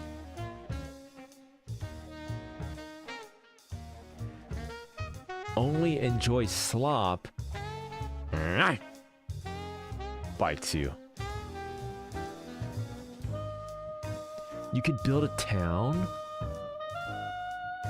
Reminds me, I definitely need to play a little bit more of Chef RPG too. Okay, convince me to... Satisfactory is finally 30% off. Convince me to get this game. Will I like it? It's got 199 overwhelmingly positive reviews. 199? You're kidding me. Just play Factorio? Ugh, no.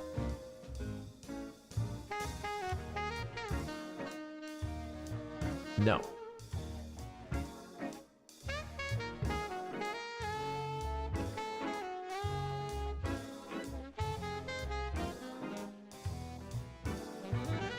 Here's a Steam review on Satisfactory.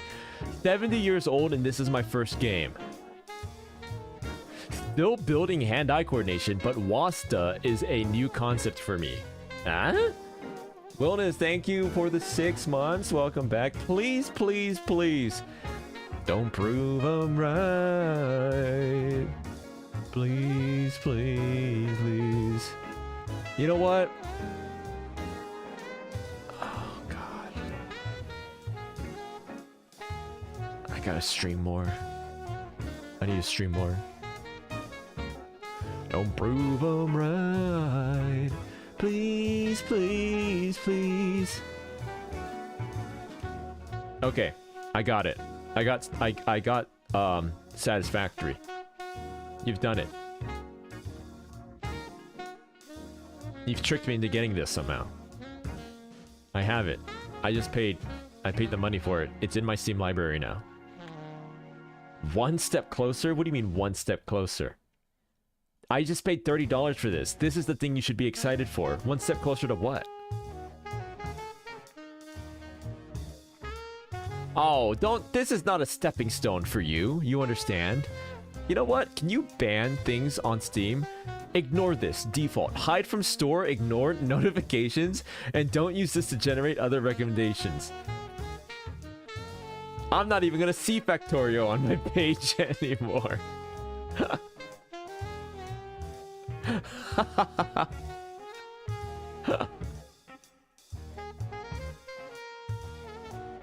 Also, didn't you watch Randon play this? Didn't he play this somewhat recently, Factorio?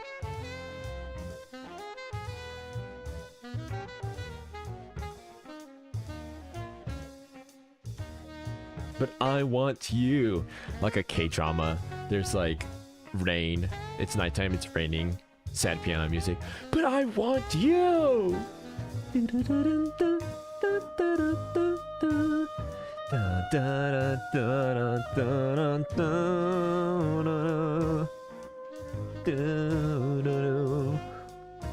You and Randon are not the same. Why do you not understand that? Are you sure about that?